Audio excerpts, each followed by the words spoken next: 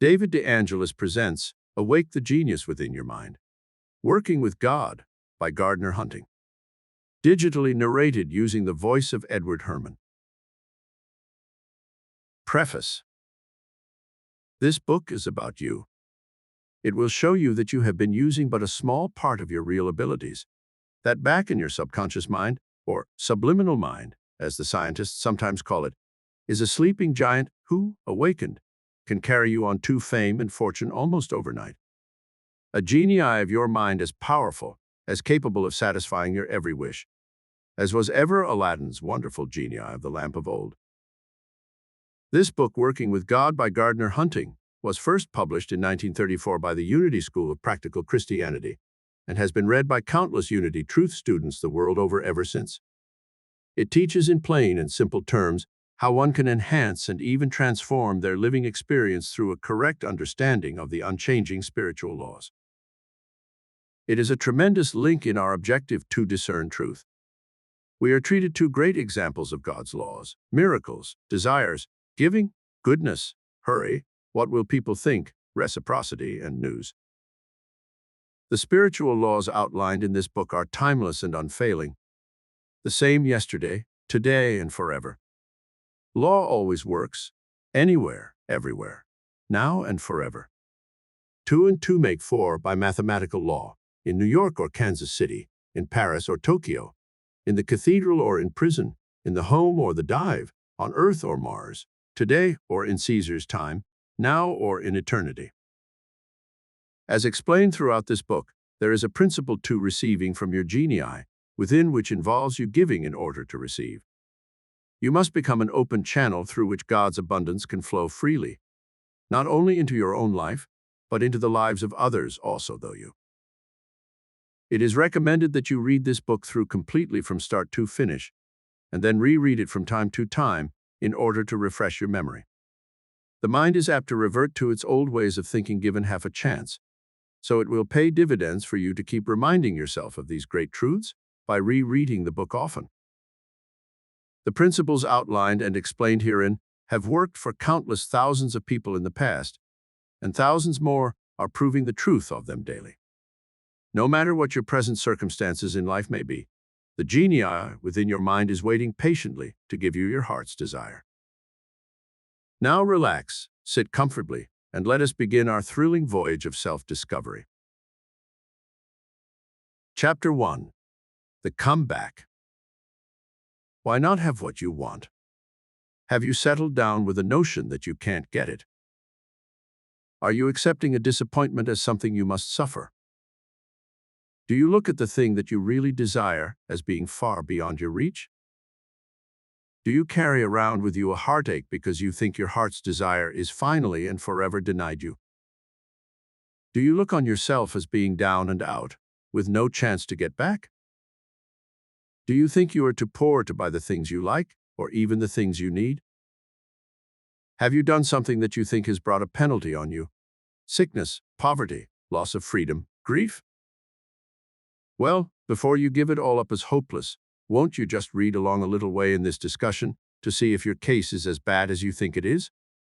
I am not writing to sell you anything, or to teach you anything, or to persuade you of anything, but just to share with you the ideas that changed the life of a man who used to think as you do, and who thought he had good reason to think so, but who has found out that he was mistaken, and that life is not hopeless at all, and who believes that what helped him may help somebody else who is under a cloud similar to the one that he once lived under. Many things you want most are now within your reach. It has been said that if a man were to offer $20 gold pieces for sale on the street at 50 cents each, there would be few buyers, because nearly everybody would leap to the conclusion that he was a fraud. If you will study the real reason why people instinctively feel that way, you will find in it the very secret of success in getting what you want. You have heard it said 1,000 times that you can't get something for nothing. You may or may not think that you believe this to be true, but it is true, whether you believe it or not, and everybody deep down in his inner nature knows it is true. That's why he is shy of any promise that promises too much. That's why you are probably skeptical about the promise of this little piece of print. But just let this idea get a foothold in your mind. If it is a law that I cannot get something for nothing, then it must be true of this law, as it is of all genuine laws, that it works both ways. It must be true that I cannot give anything without getting something for it. Ever think of that? Have you ever been surprised to find that when you liked or disliked a man or a woman, that person was sure to return the feeling you had for or gave to him? Have you ever noticed what a railroad company does that enables it to take in money? It gives transportation that is needed by people. Have you ever wondered why Henry Ford and John D. Rockefeller are so rich? Whatever else you may think of them, you must see that the world gives them money because they give something to the world. The one, a good low-priced car. The other, good oil at a reasonable price. What does a department store do before it gets regular customers?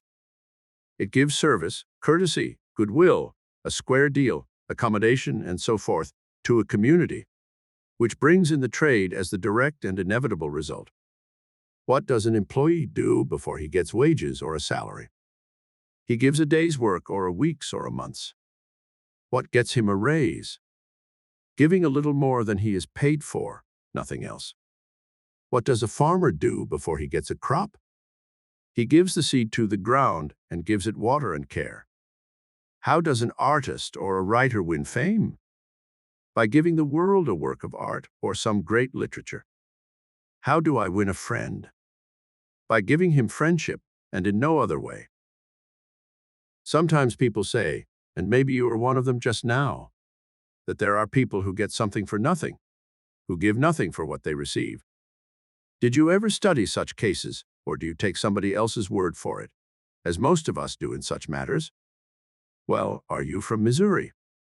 If you honestly want to be shown, you are on the only sound ground that there is. Now, who gets something for nothing? The man who finds an oil well in his backyard. The woman who marries a rich man. The miner who stumbles upon gold. The fellow who wins in the lottery.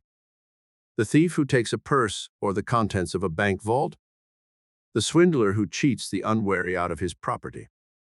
The real estate shark who sells worthless lots for big prices.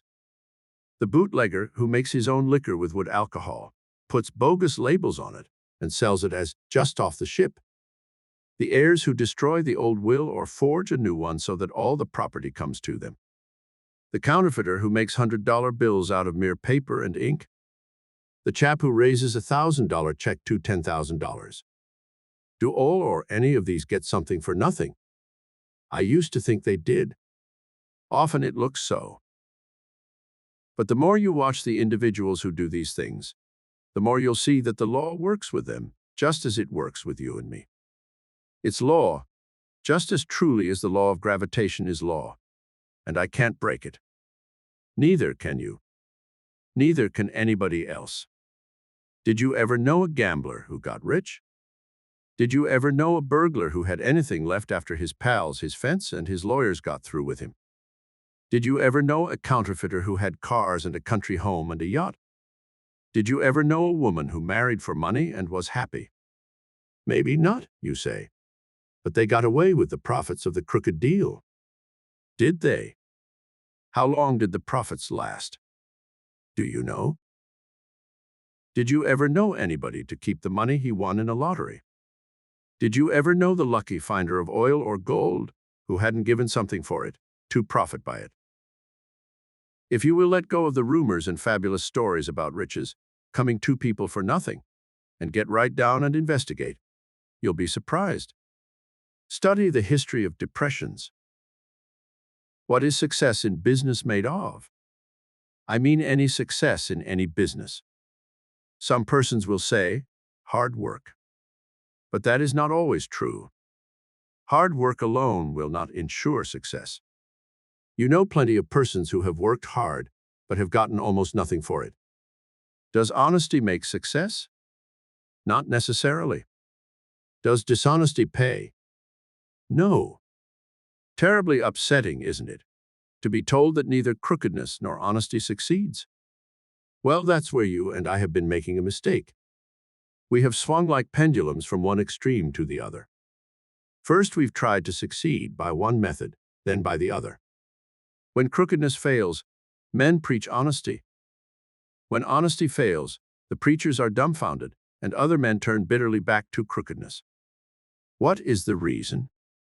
Simply that neither mere dishonesty nor mere honesty pays, nor mere laziness, nor mere hard work. Nothing really pays but obedience to law. Not man's law, but God's law. Gravitation is one of God's laws, isn't it? Who uses the law of gravitation? Anybody? Does it make any difference whether he is good or bad, honest or dishonest, crooked or straight, saint or sinner, rich or poor, fat or lean, white or black? It does not. The law of gravitation works for him infallibly, invariably, inflexibly, eternally, regardless of who or what he is. Who uses the laws governing the burning of gasoline to drive a car? Who uses the laws of friction to stop a car? Who uses the laws of electricity, the laws of light? Does it make any difference whether one is handsome or homely, whether he is freckled or pallid, whether he smokes or drinks or swears or goes to church or tights or steals or kills or loves? It does not. A murderer can drive a car or stop it. A clown can ride in an airplane. A fool can start or stop a dynamo. An idiot can set a fire. A preacher or a moron can explode dynamite. A sister of charity or a woman of the street will burn a hand on a hot stove. Good or bad, saintly or vicious, law works alike for all, and everything works under law.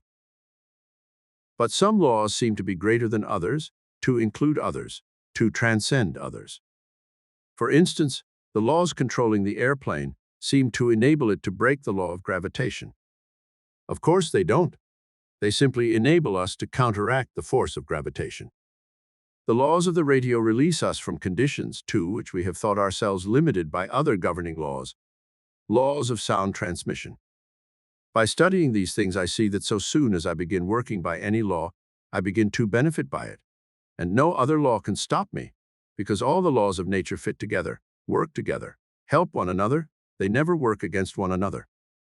The law of gravitation helps me to use the airplane. It holds me down against the air. If it did not, I'd be flung off the world into space, airplane and all, not to mention other things that would happen. When I start my car, the laws governing the action of the engine seem to overcome the laws of inertia and friction. But no law is broken. If it weren't for inertia, there would be no momentum. If it weren't for friction, my clutch would not grip and my tires would not take hold of the road. I do not break laws, I use them. Now, a law that works at all always works. You say conditions affect laws. No, fog, for instance, only obscures the light of the stars to my eyes. The stars still shine. Static interferes with the radio only as it obscures the broadcasting for me. The broadcasting is there just the same. Law always works, anywhere, everywhere, now and forever. 2 and 2 make 4 by mathematical law, in New York or Kansas City, in Paris or Tokyo, in the cathedral or the prison, in the home or the dive, on Earth or Mars, today or in Caesar's time, now or in eternity. If this law that I cannot get something for nothing, and that therefore I cannot give without receiving is law, then it works with the same infallibility and continuity as all other laws. It makes no difference who I am, where I am, how much I weigh, what color my hair is, or what my character is. This law works for me just the same.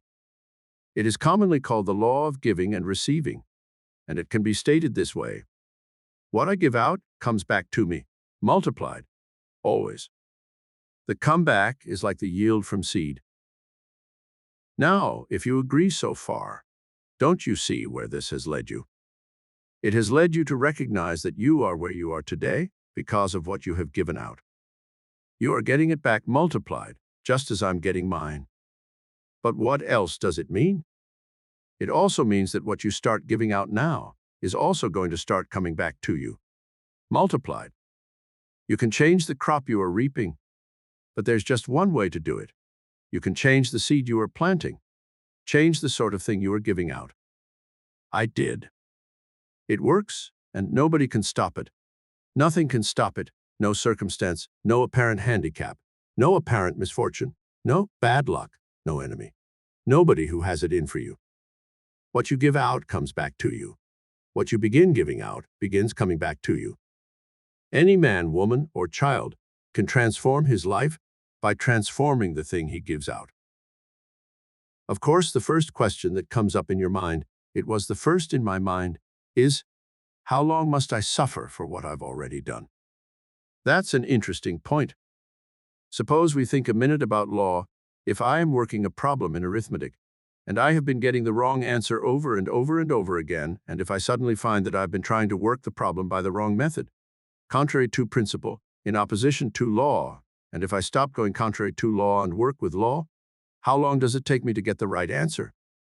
Suppose that I am learning to drive a car, and I try to start it by stepping on the gas without shifting into gear. The car does not start.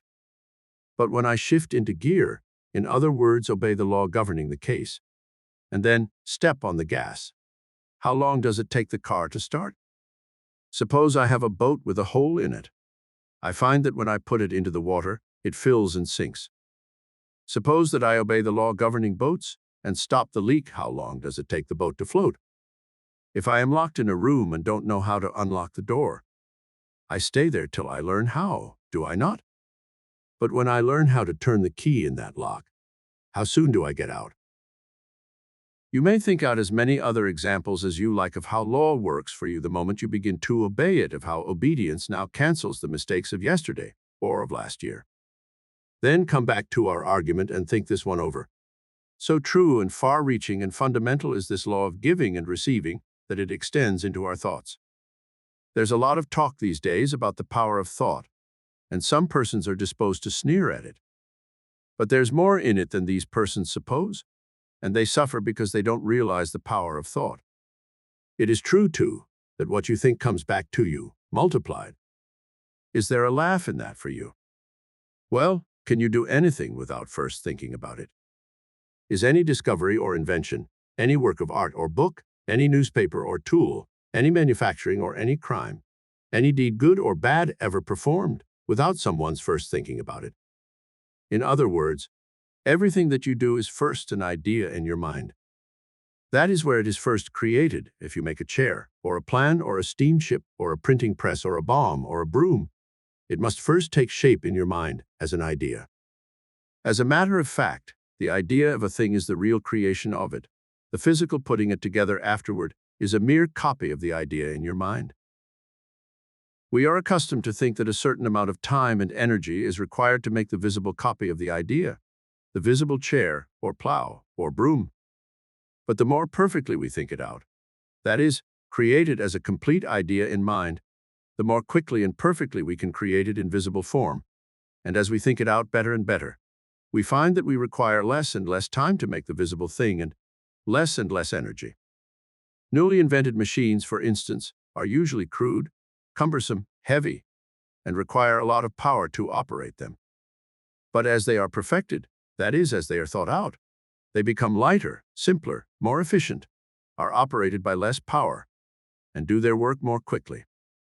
In this process, the time always comes when the thing that once took a long period and much labor to make is made at a speed so high that the production is in some cases almost instantaneous. If, when we began making this thing, we had understood all the laws of its making, we could have made it instantaneously without going through the process of learning how. But that would have been a miracle. Exactly. The difference between what we call a natural process and what we call a miracle is largely a matter of the time required to reach the desired end. But doing a miracle is merely a matter of understanding the laws by which it is done. The first Ford car required months of grueling labor to build. Today, the Ford plants can make about 5.5 cars a minute, or one about every 10 seconds. Is that a miracle? Wouldn't it have been a miracle to produce a Ford every 10 seconds, say 30 years ago? What makes it possible today? Knowledge of the laws. Knowledge of the laws involved in anything is not only the most valuable knowledge that we can have, but it is absolutely essential. Mr. Ford never would have made a car if he had started with no knowledge of the law. But he began by using what he had, probably by using something that he had been told or had read about the laws of mechanics. As he used the knowledge that he had, His knowledge grew, just as your muscle grows as you use it, or as intelligence grows by use, or anything else. And wouldn't Henry Ford have been foolish not to try out his first bits of knowledge about law? Think this over, and you'll see that anything men ever achieve is accomplished by knowledge of the law. Health, wealth, happiness, success, prosperity, freedom. Anything you want literally will come to you if you will obey its laws, just as literally as you obey the law of gravitation. Now, of course, you see the direction of this argument. A man's work or a woman's work is not primarily to do something hard that brings the sweat, breaks the nails, tires the muscles, and exhausts the wind, something that is drudgery. Not at all. The secret of getting what you want lies in obeying the law governing getting what you want. What is that law? Why, it is just what we've been talking about, the law of giving and receiving. Now, what is your first thought at this suggestion? You think, what have I to give? Perhaps you conclude that you have nothing.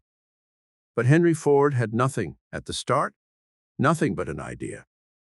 Heinz the Pickle Man, of 57 Varieties fame, had nothing at the start, nothing but an idea.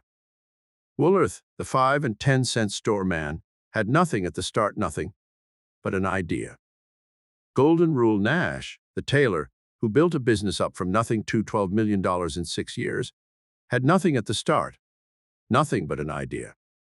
But the curious thing about it is that these men all had the same idea. What was it? It was the idea of giving the world something that it needed, something of value. When they began acting on the idea by giving what they had to begin with, they learned how to give more, and so received more. And when they gave that, more came until every one of them reached the point where he was successful and famous, and money rolled in upon him faster than he could use it. It will work for you, this law. It has worked for me.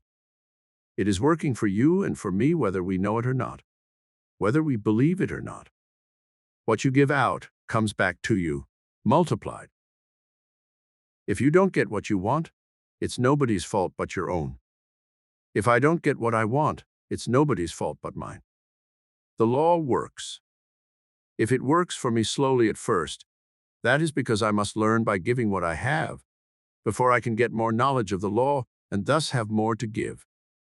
But if I will give what I have, where I am, to someone who needs it, I'll gain the knowledge and the things that I need.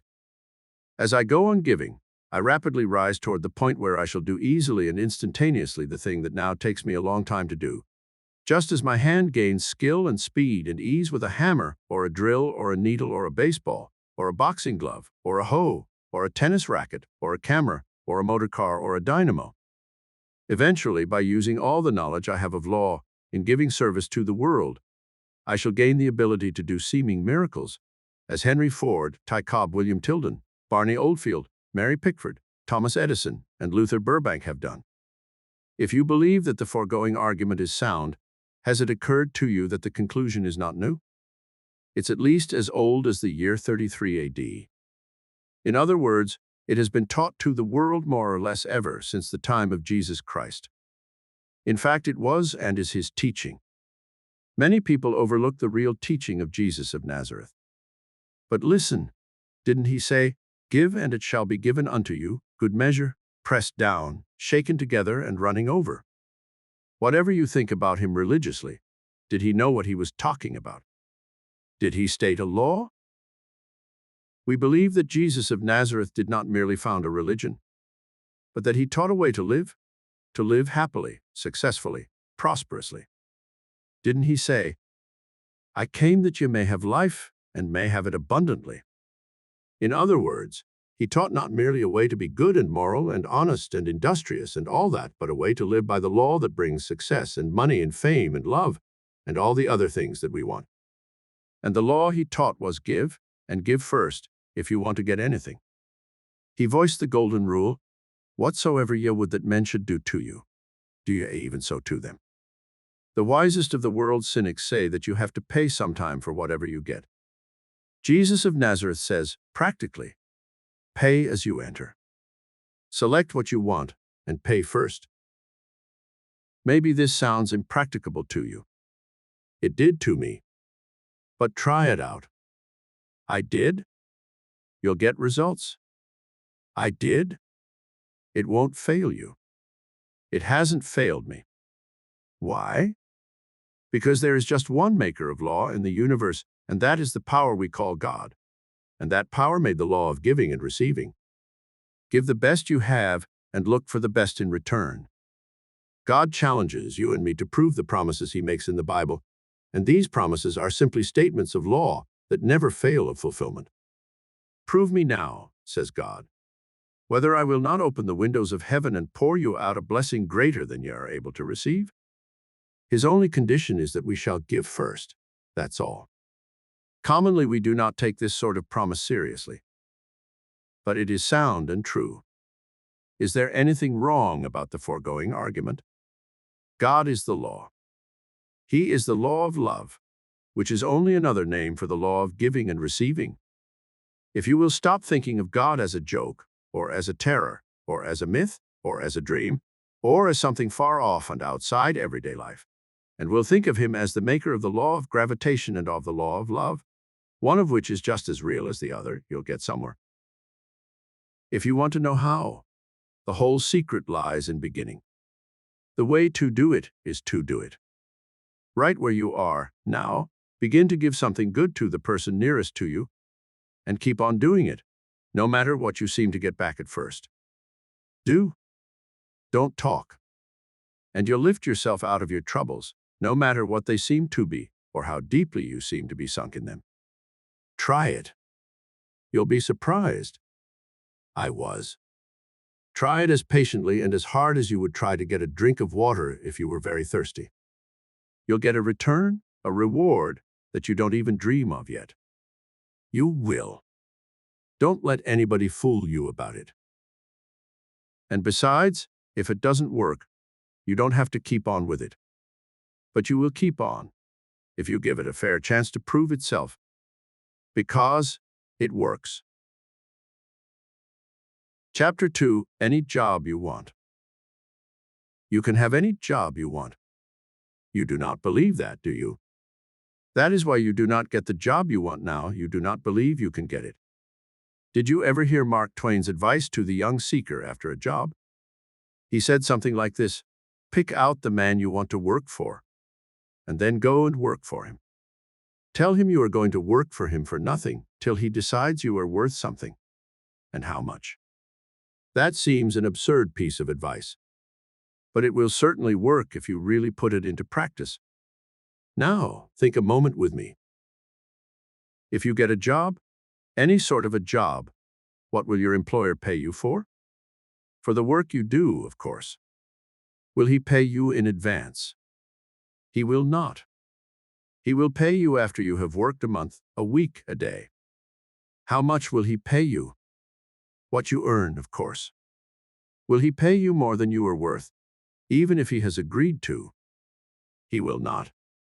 If you do not measure up to specifications, he will get out of his agreement in one way or another.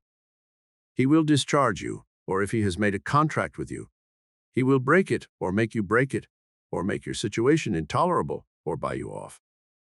He will certainly not pay you for something you do not give him. Here is that saying in the business world again that you cannot get something for nothing. You cannot. This means that you cannot get salary or wages for something you do not do. Do you think you see men getting paid for something they are not delivering? Watch them. Watch the loafers and the quitters and the soldiers. But there is a deeper thing under this fact and these appearances than people commonly think. It is this: justice. Justice does work in the affairs of men, whether they recognize it or not. You do not believe it? Study it. Men do get what they want, what they really want. You can get what you really want, as we have said, and you will get it, whether you know it or not. But, you say, just as good men have failed of their aim as have succeeded. So, what does it mean to be good? Goodness, in the ordinary sense, has nothing to do with the matter. If it had, we could not understand the situation at all. People who try to explain success or failure on the ground of goodness never do understand it, nor anything else they try to explain on the same ground. Because goodness or badness in the ordinary moral sense is not the reason. Law is the reason for everything. Whatsoever ye shall ask in prayer, believing, ye shall receive. Real virtue consists in keeping in harmony with the law, or trying to. Goodness, in this sense, is always rewarded, and badness, in the same sense, is always punished. That is, the law works for those who keep it, and works against those who choose to go against it. I do not dare to set any limits. I do not believe there are any limits. It does not make the least difference in the world whether we know the law or not. It works. Ignorance of the law is no excuse. And you cannot blame some far-off God for your actions, or for anything that happens to you, or for your knowing the law or not knowing it. It is up to you. Does that frighten you? Or if you believed it, would it frighten you? Instead of frightening you, it should encourage you, inspirit you, stir you up to your highest ambition, fill you with your highest hope, assure you of realization of your highest desire, make you certain of success, and happy beyond your dreams. Because you cannot lose? Now, let us see. We have made some pretty rash statements, have we not? From the ordinary unbelieving standpoint, yes. But it is not bumptiousness to state law, nor modesty to understate it. What have we said? You can have anything you really want. Well, you can. The thing you want is among the possibilities for you, or you would not want it. Desire is implanted in you by a power that intends you to have what that desire calls for. You have no desires that this power has not given you. Desire was meant to be fulfilled, consuming supreme desire, not the piddling little wishes that do not even last overnight or past mealtime. Your real desire becomes the great purpose of your life, and it matters not what that purpose is. You're going to get a reward commensurate with your single-heartedness. Remember, your desire is implanted in you by this power we are talking about. This power will grant the desire, has already granted it, because this power is the only power there is in the universe. It is the power for which another name is God. He is the only power you will ever know, and the only power you will ever get a job from, the only power you will ever work for, and the only power that will ever pay you. You may think you ask some man or woman for a job, but you do not really. You ask the universal law for that job. And because the universal law, God, has put the desire for that job in you, you will get it. And because that same universal law is the paymaster, you will get paid for it, and no man or woman on earth can prevent it. You are working for God, not man. God is the one to whom you go for your job, for whom you labor, from whom you receive your reward. You cannot help it. That is the way it is. It is so, whether you believe it or not, whether you know it or not, whether you like it or not. But you remind me that I have said that all desire comes from God. It may be well enough to think that the desire to work comes from the one power, but does the desire of the thief to steal come also from the Supreme Being? To steal, no. To possess, yes. Every instinct, appetite, and aspiration is implanted in man by God. But who is God? Why, God is my creator. God is my life, my strength, my intelligence, my mind. Now turn the statement around. My being is God, my life is God, my intelligence is God, my mind is God. Do you pretend to say that you have a desire independent of your mind? Hardly. Well, that is the answer. The answer is that God, instead of being something outside of you, is within you, controlling all your affairs through you. Is it hard to believe that you have only to realize that overwhelming conception in order to have God come forth visibly into your affairs? Whatever they are, whoever you are, wherever you are, whatever your circumstances appear to be, you are an individual expression of God. You create what you choose. How? First, by thinking it. That is the only way anything is created, by thought. If you think that things are created by hammer and nails or steam shovels or dynamos or lathes or trowels or giant powder or printing presses or congresses or kings, you have never thought even so far back as the drafting table or the blue pencil. Things are created by thought in the mind, and by nothing else and nowhere else. Yes, by your thought and in your mind. And when you begin to realize that, you will begin to work for the God who is universal mind, in you and in me and in everybody else, and in everything in the universe. You will realize that you cannot fail to do what you really want to do and have what you really want to have. How shall you begin? By going after that first job with an idea in your mind, just the reverse of what you have been trying to hold there. Think not about what you are going to get, but about what you can give. Ask for opportunity to give, and give with all your heart all you have got, knowing that you cannot fail to get what your desire calls for. You cannot fail to get back what you give out. For who are you? You are the expression of God in your individuality. Think of that. In Him you live and move and have your being. You are one with God, the supreme power in the universe. You are one with supreme universal mind. And universal mind creates what it wants to create. In other words, it gives out what it wants to see manifested. Think of it. Think. You? Not somebody else, you. You cannot fail. Chapter 3. Obedience to Law. What is obedience to law in everyday practice? Let us study it in its opposite. Let us consider one of the commonest of everyday failures to obey law. When somebody who does not know as much about it as you do say you are wrong, when somebody knocks you behind your back, when somebody slyly undermines your standing with the boss, when somebody takes advantage of your kindness, cheats you, robs you, strikes you, why, it is easy to get mad. And yet even a prize fighter knows enough not to get mad. He knows that it is the worst method in the world by which to accomplish the purpose he has in view. It is the worst method to use to accomplish any purpose whatever. Let us see what it usually accomplishes. I know a man who gets mad when somebody tries to steal the right of way from him when he is driving his car. The other night a man rushed past him, cut in short ahead of him, and crowded him out of his rightful place in the traffic. My friend got mad. When the traffic opened so that he could, he speeded up, caught up with the other fellow, rushed past him, and cut in short ahead of him in retaliation, in a how-do-you-like-it-yourself spirit.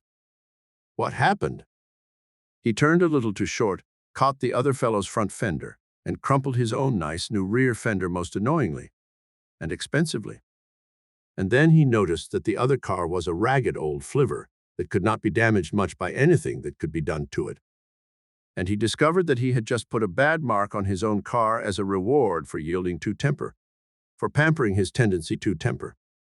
Also, he knew that he had narrowly escaped worse, for that sort of thing is playing with disaster, as we can always see plainly enough afterwards. When a man gets mad, he befogs his judgment. Virtually always he does something foolish. Sometimes he does things that seem insane.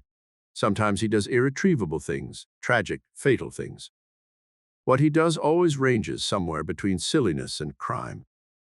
The young man or girl who talks back to an employer, the teacher or parent or man or woman who gives rein to white-hot passion and says scathing, lacerating, cruel things, or deals blows with a fist or a weapon, simply surrenders to an emotion and lets it run his life, usually to the point of shame, sometimes to the point of disgrace, and sometimes, once too often, to murder. That's the way murders are done, letting passion rule instead of intelligence. But the worst of it all does not lie in the deed you do when you get mad. It lies in yielding the management of your life to emotion or passion instead of intelligence. I once heard a fine lecture by Norman Angell, a man who thinks so clearly that it has made him famous, in which he said something like this: most of the troubles in the world are caused by the fact that men act under the sway of passion rather than of intelligence. Every sort of disagreement, from private quarrel to worldwide war, comes from this tragic vice of men. You know history well enough to trace the truth of this. And you can find in the newspapers every day stories enough of the police court and the divorce court and the criminal court to illustrate it amply. And you know your own life well enough to see a dozen examples of it.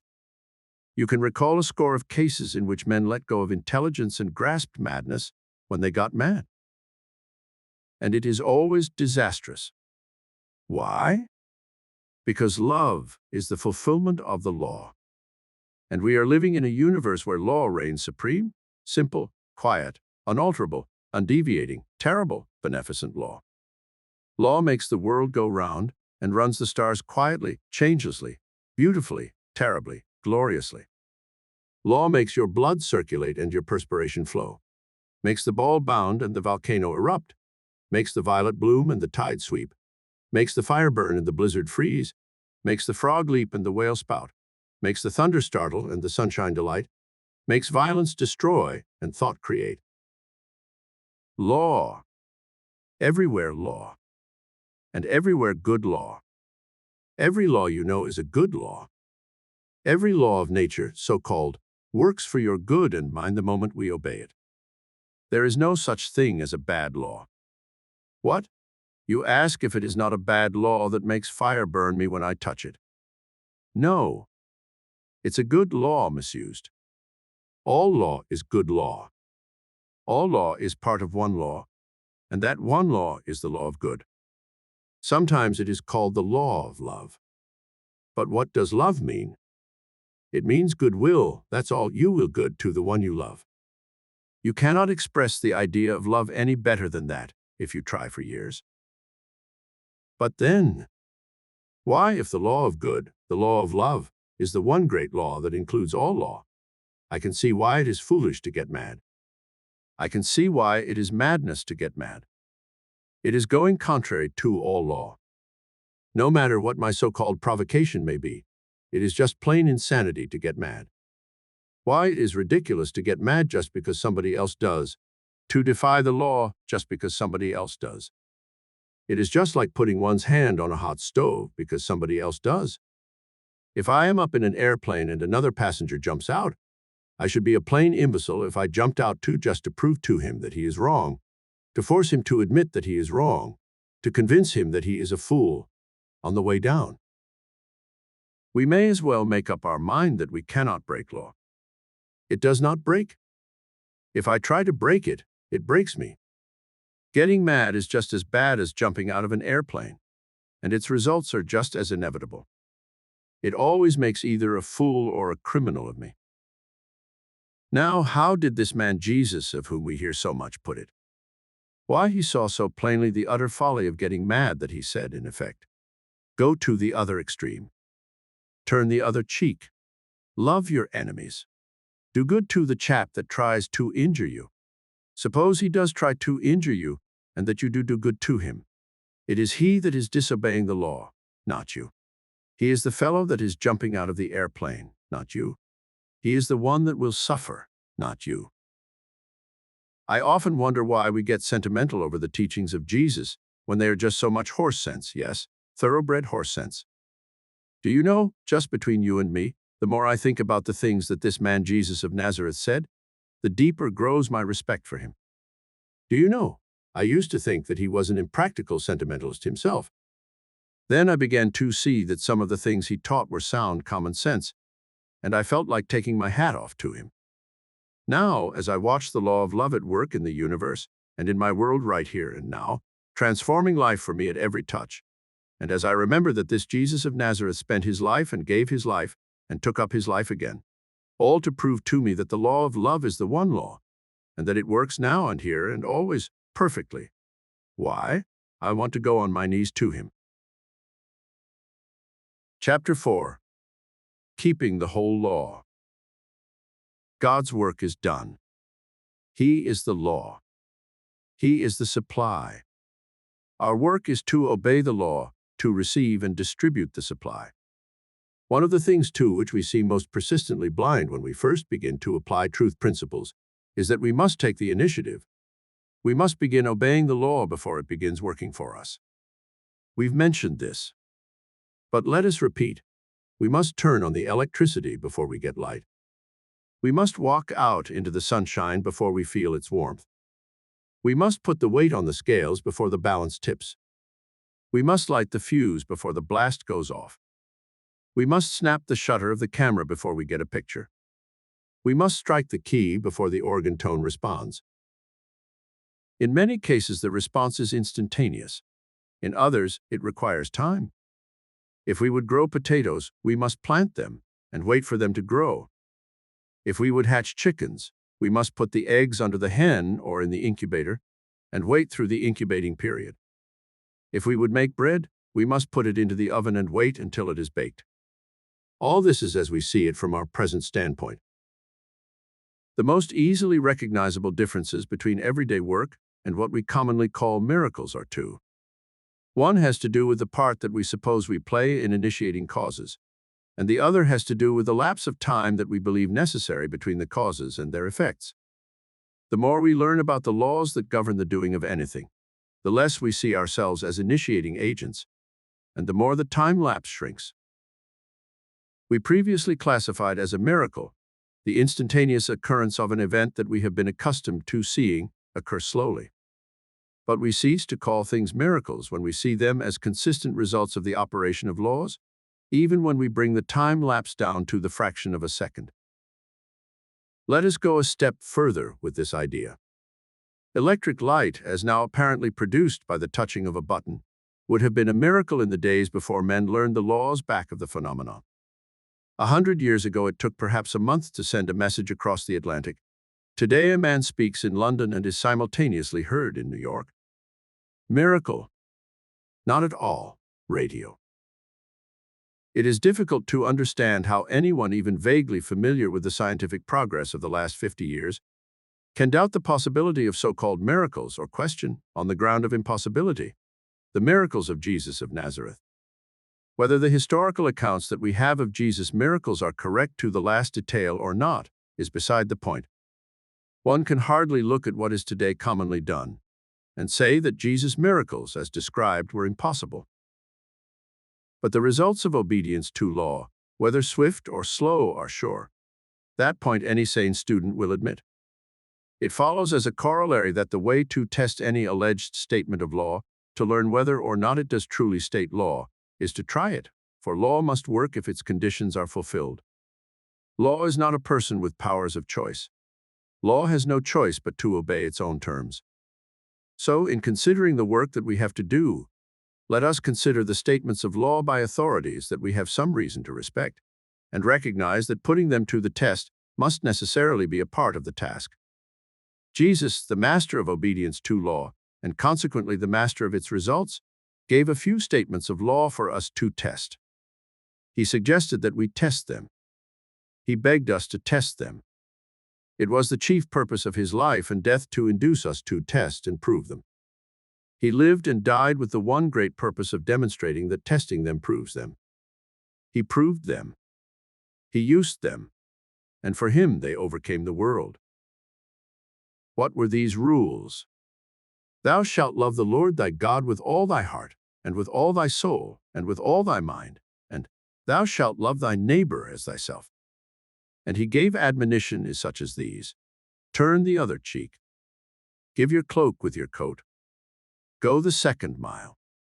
Did it ever occur to you that it may be called a discovery of Jesus, that, if it is good to follow a principle a little way, it is well to go further, in the parlance of the street, to go the limit on it? That, in substance, is what Jesus begs us to do. Paraphrased, his instructions might read, "Fear not, only go all the way in your observance of law."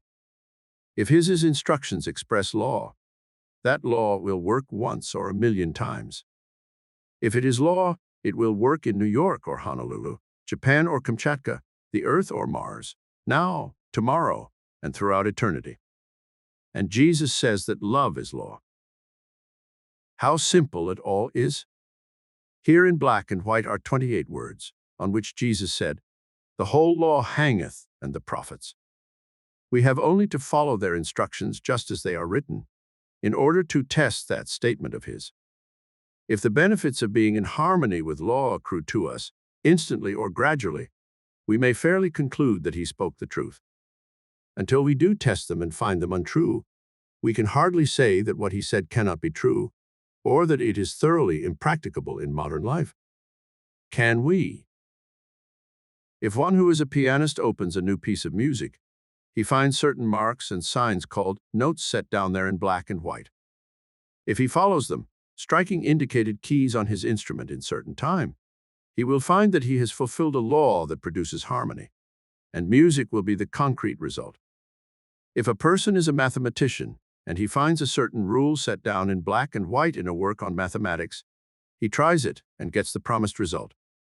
If he is a gardener and follows the black and white instructions for planting and cultivating that are printed on any package of seeds, he gets flowers or vegetables from those seeds. If he reads the black and white instructions for running his new car and follows them, he will run the car. But we must do all that the rules require. We must go the limit. We cannot make music by striking notes a half tone off those set down in the score. We cannot get 4 by adding 2 and 1 and 9/10. We cannot get morning glories by putting the seeds into the ground and refusing to cover them or to water them. We cannot run a car by merely opening the throttle, while we refuse to shift the gears. In short, we must obey the law, the whole law, and nothing but the law, if we would have its good results. Oh yes, one may give a partial obedience and get an indifferent result. That is what most of us do. And sometimes seemingly slight departures from the law in one respect are the obscure causes of failure in seemingly unrelated respects. Have you ever applied this idea to some condition in your finances or in your bodily health that has seemed mysterious to you, and have you carefully scanned your daily conduct to find the departure from law that was the obscure cause? It is an accepted belief that anger, indulged in, will stop the processes of digestion. Will gossip indulged in affect the size of my income? Will white lying indulged in load my muscles with fatigue? It is not until we take off all the limits and go all the way in keeping the law that we get miracles.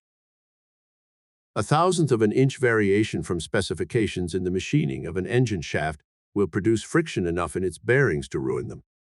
A hundredth of an inch error in the line of lip or eyelid will ruin a portrait.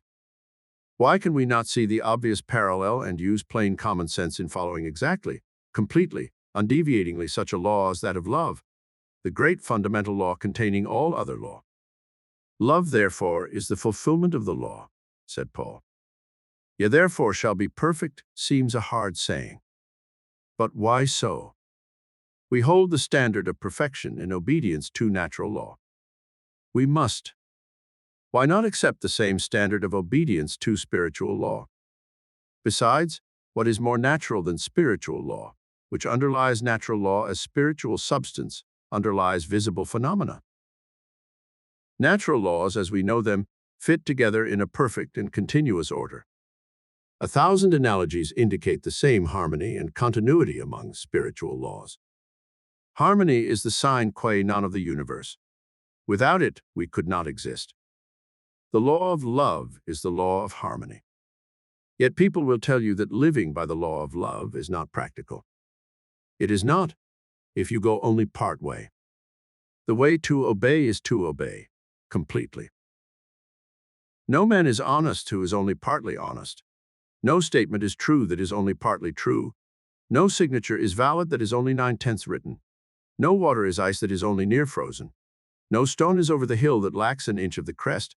No stock is at par that is 1 point below. No ship is in port that is just outside. No cistern is tight that has just a little crack in it.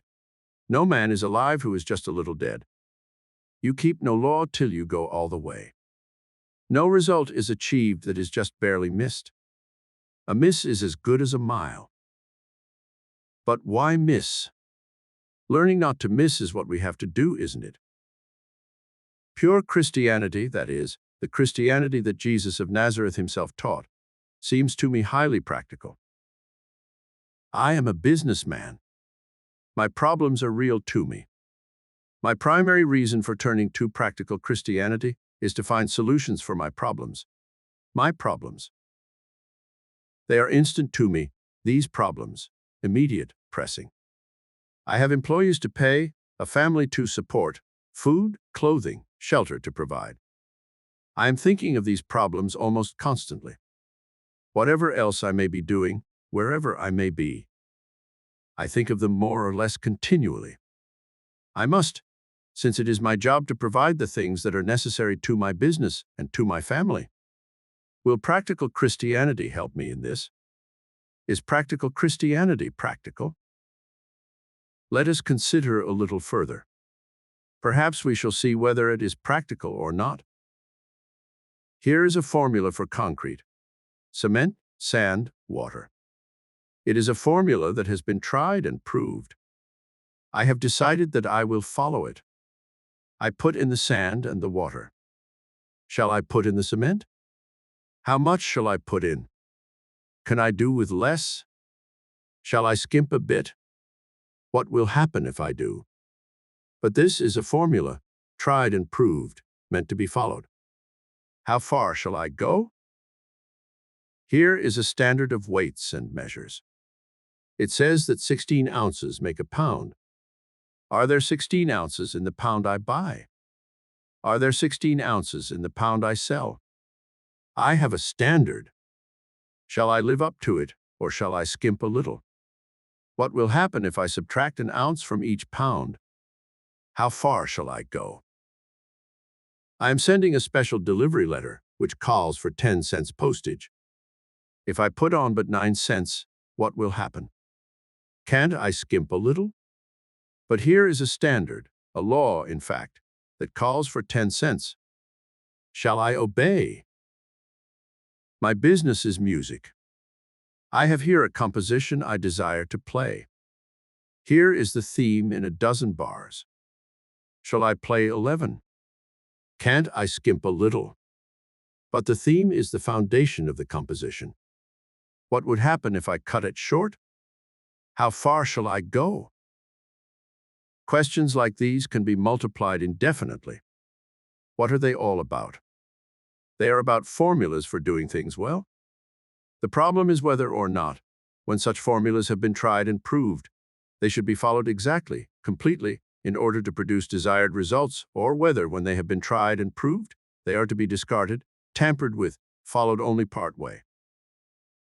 You wonder how a sane man can ask such questions.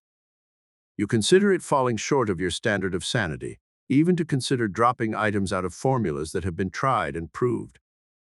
Yes, it is unnecessary for these questions to be answered audibly or in writing. They can be answered in your heart of hearts. We are after results. Can we get perfect results or hope to get them anywhere if we are unwilling to fulfill the conditions laid down in the formula?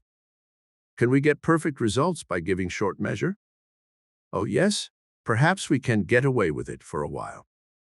But if I cut short the formula or the measure, is there ever any question of the ultimate result? Suppose I take a chance, as I sometimes do with the speed laws. What then? Suppose I take a chance and give short measures? Let us pause to ask a pointed question about my procedure. Do I advertise short measures? No. Well, why not? Because I expect to fool somebody by means of my short measure.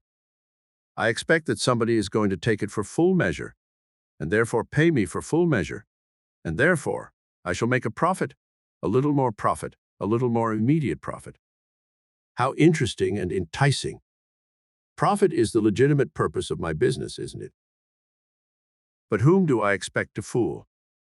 Do I fool the oven with a short measure recipe? Do I fool the sun and frost and earthquake with short measure concrete? Do I fool the laws of harmony when I play false notes? Do I fool the laws of force when I take a chance with the rules of the road? Whom and what do I expect to fool when I take a chance? Myself. Of what do I take a chance? Disaster, nothing less. And I not only take a chance, I not only invite, I make sure of disaster. Now here is that formula for practical Christianity about which I have asked. Is it practical? It is offered to me as a formula for life. How far shall I go? Thou shalt love the Lord thy God with all thy heart, and with all thy soul, and with all thy strength, and with all thy mind. and thy neighbor as thyself. Put a pencil mark under that repeated little word all and under that other little one-syllable word as. That is all you need do to make the whole point of all this clear. Here is your formula, in black and white, unmistakable, tried and proved and set down to be followed, the standard in the business of living. A formula for life, just as exact and as scientific as any other. Indeed, it is far more vital than any other, because it is all-inclusive. In its strict observance, it holds all the conditions of success in anything. Do we think we can skimp it? Remember that Jesus even elaborated on it, in order to tell us how far we must go. He told us that it means, love your enemies and do good to those who despitefully use you. Hard sayings. Why? Isn't all this perfectly consistent with the general rule about formulas?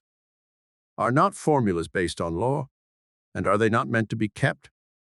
Are they not meant to get results? And what are the results that we are promised? Well, suppose we turn back to the Old Testament and see what God says about it. This God whom we recognize as the maker of law, the law of concrete, of music, of love. This God who is himself the law. Ah, yes, he said something to the effect that we are to bring all the tithes into the storehouse and prove him now herewith, if he will not open to us the windows of heaven and pour us out a blessing greater than we are able to receive. Rather a generous promise, is it not? A generous fulfillment, rather. A fulfillment of conditions to be established by me, of conditions laid down in our formula for living. Do I expect to get results? Where do I skimp? Is practical Christianity practical? I am told by those who have tried it, from men who work beside me and have tried it out here, all the way back through history, to Jesus Christ himself, who proved it to the ultimate limit, that it is a formula that works. I am promised that it will work to my everlasting good. Shall I observe it in the same generous, unlimited, complete way in which I want it to work for me? If I do not, whom do I expect to fool? With what am I taking a chance? How far shall I go? Chapter 5. Learning to Love. You have heard people say, I don't know what it means to love God. How can I love him when I don't know him? Maybe you've said that yourself. I have.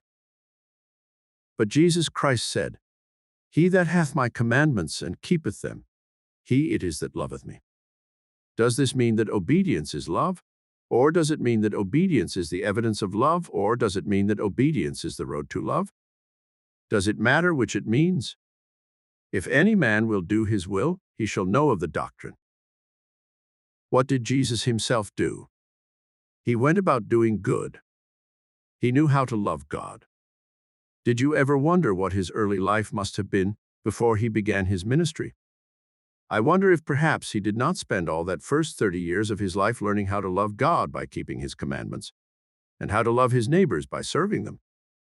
It seems to me that that must have been what he did, and that that is the explanation of all his wonderful power to help and heal and serve and love. Just think of that young Jewish boy whom the world called Jesus, son of Joseph and Mary, going quietly about doing good all through his youth and young manhood, and learning that it was the secret of power. Think of 30 years spent just learning the marvelous results of simply doing good. What a love developed in him. Don't you think love would develop in you and in me if we made it our whole business to serve the good, which is God, and our neighbors? Psychologists say that when we do another person a favor, we become interested in him, as if we had an investment in him. The more we do for him, the more interested we are in him. If we do much, we come to love him.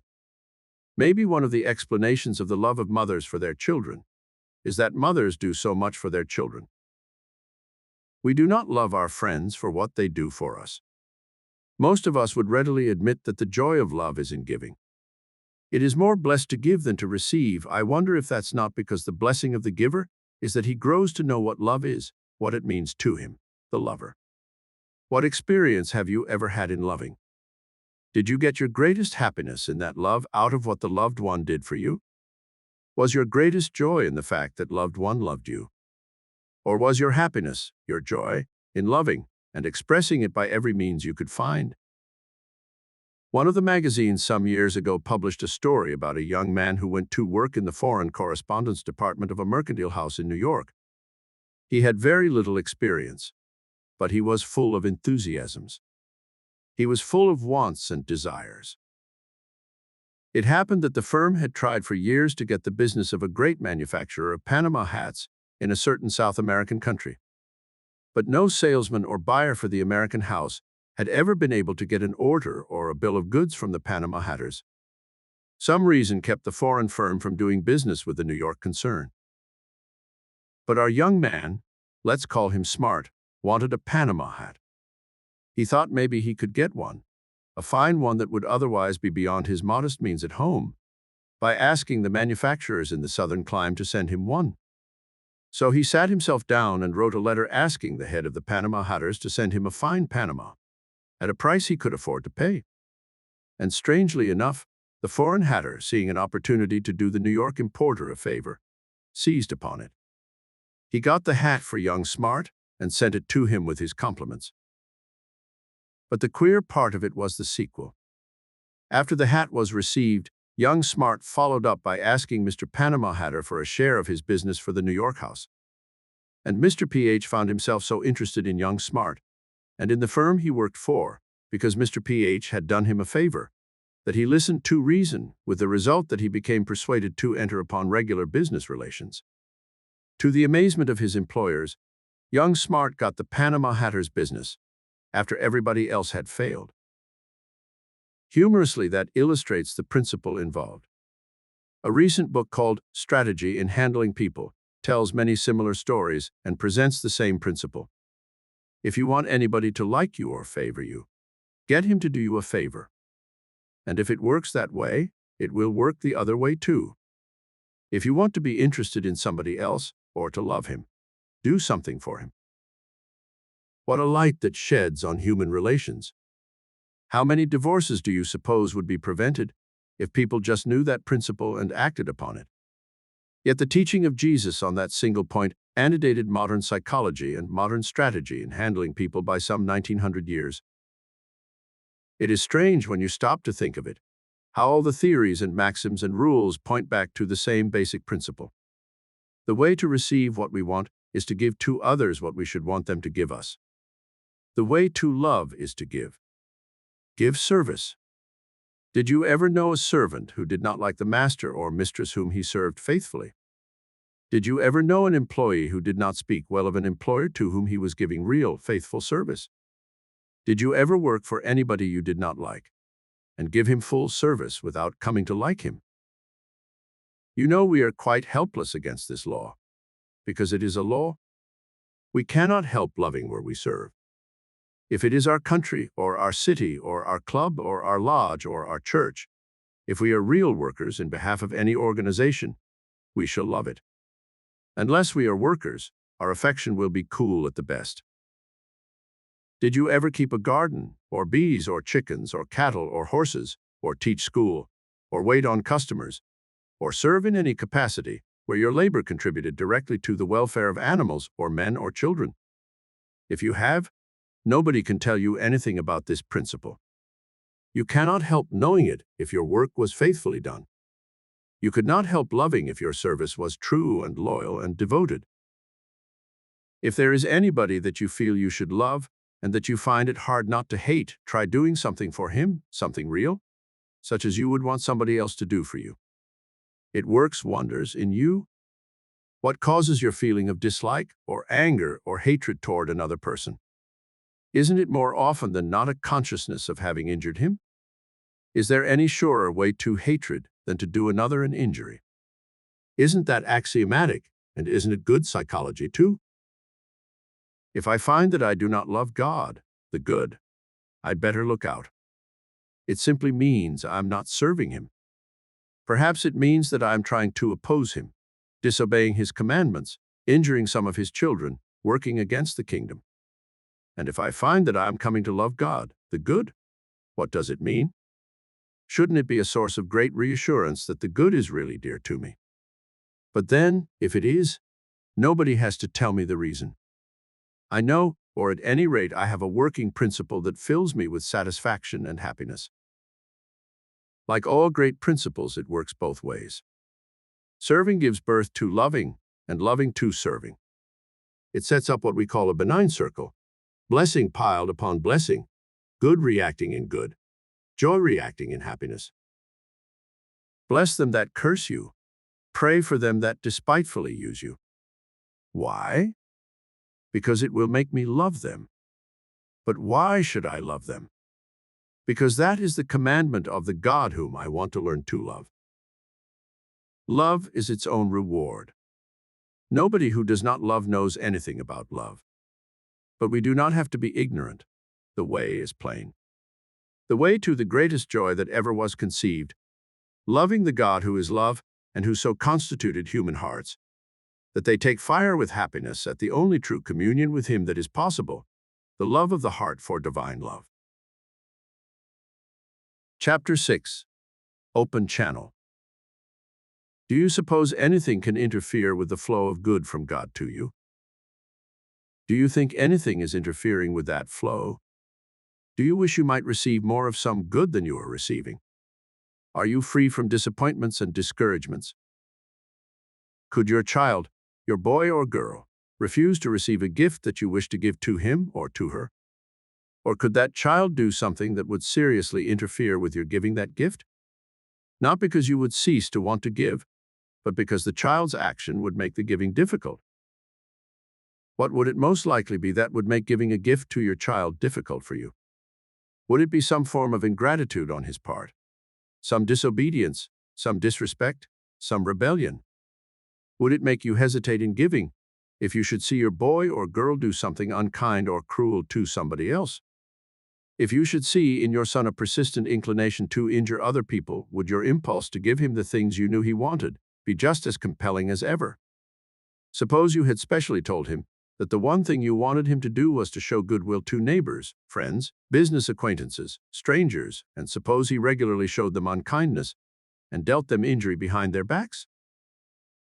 Of course, your boy or girl never does such things. But do you know anybody's child who does? Does such conduct seem to you a good reason why the child's parent should hesitate about granting his son or daughter special favors, special gifts, satisfying his or her heart's desires, granting his or her urgent requests? Suppose the child who asked and did not receive the favor or the gift from his father that he greatly wanted should try to learn why. Do you suppose it would ever occur to him to think that his own conduct had anything to do with it?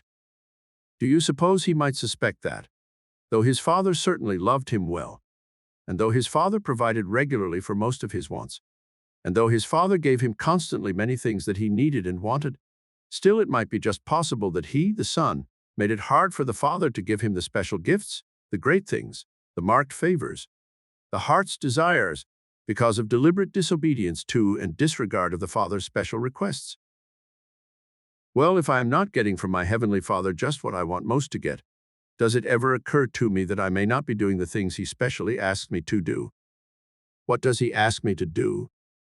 Why, to show goodwill to neighbors and acquaintances and strangers? Doesn't He? Well, do I show goodwill? Oh yes, I am polite to other people. I show them ordinary courtesies. I even do favors sometimes for people to whom I think I owe nothing. I do quite a lot of creditable things when I am in their company, to their faces. But what do I do in their absence, behind their backs? Do I show them goodwill then? Am I the kind that is a friend to a man's face and an enemy behind his back? That is, do I show him a face of goodwill and then knife him from behind? Do I give attention to his bodily ease and his pleasure in company, and then stab him in the reputation when he isn't looking? Do I salve him with flattery when he is in a position to defend himself, and then set the fire of ridicule going among his friends when he is off guard? Do I, for instance, lead the applause at the luncheon or the club meeting where Bill Johnson speaks, and slap him on the back afterwards and tell him it was great, and then whisper to Smith on the way out, well, old Bill was just as great a bore as usual? I wonder if his wife never tells him to get some new stories? Do I, for instance, congratulate Jim Smith on his promotion to the place of general manager and then tell Tom Warren, yes, Smith got the job all right, but he won't last long. He's a slave driver. Do I, for instance, talk public-spiritedly about standing shoulder to shoulder in time of business stress, and then tell Ken Travis that Tom Warren will bear watching, and that he is sure to trim you if you are not careful? Do I, for instance, comment with a grin on Jessup's frayed tie, or Hallie's grammatical break, or high words I overheard between Sanders and his wife, or the grass that grows up through Hemming's front walk, or Brown's pallid paunchiness, or Lane's rotten old pipe, or Barnes's impudent children, or Perry's long fish story, or Bell's embarrassment when called on to speak at the church supper? Do I go around making good stories out of the failings of other people, getting laughs at their expense, cutting their reputations to ribbons, scorching their friendships to raise a laugh? Do I? Well, my father particularly asked me not to do that sort of thing, didn't he? Didn't he say first, through my elder brother, judge not? Then didn't he say, love one another, and whatsoever ye would that men should do unto you? Didn't he? Well, just why do I disobey and disregard his special requests? Do I expect that it is going to make it easier for him to give me mine? Basil King, in his remarkable book, Faith and Success, tells of an almost miraculous change in his fortunes when he stopped doing little unkindnesses behind people's backs. It was a singularly honest and singularly helpful confession.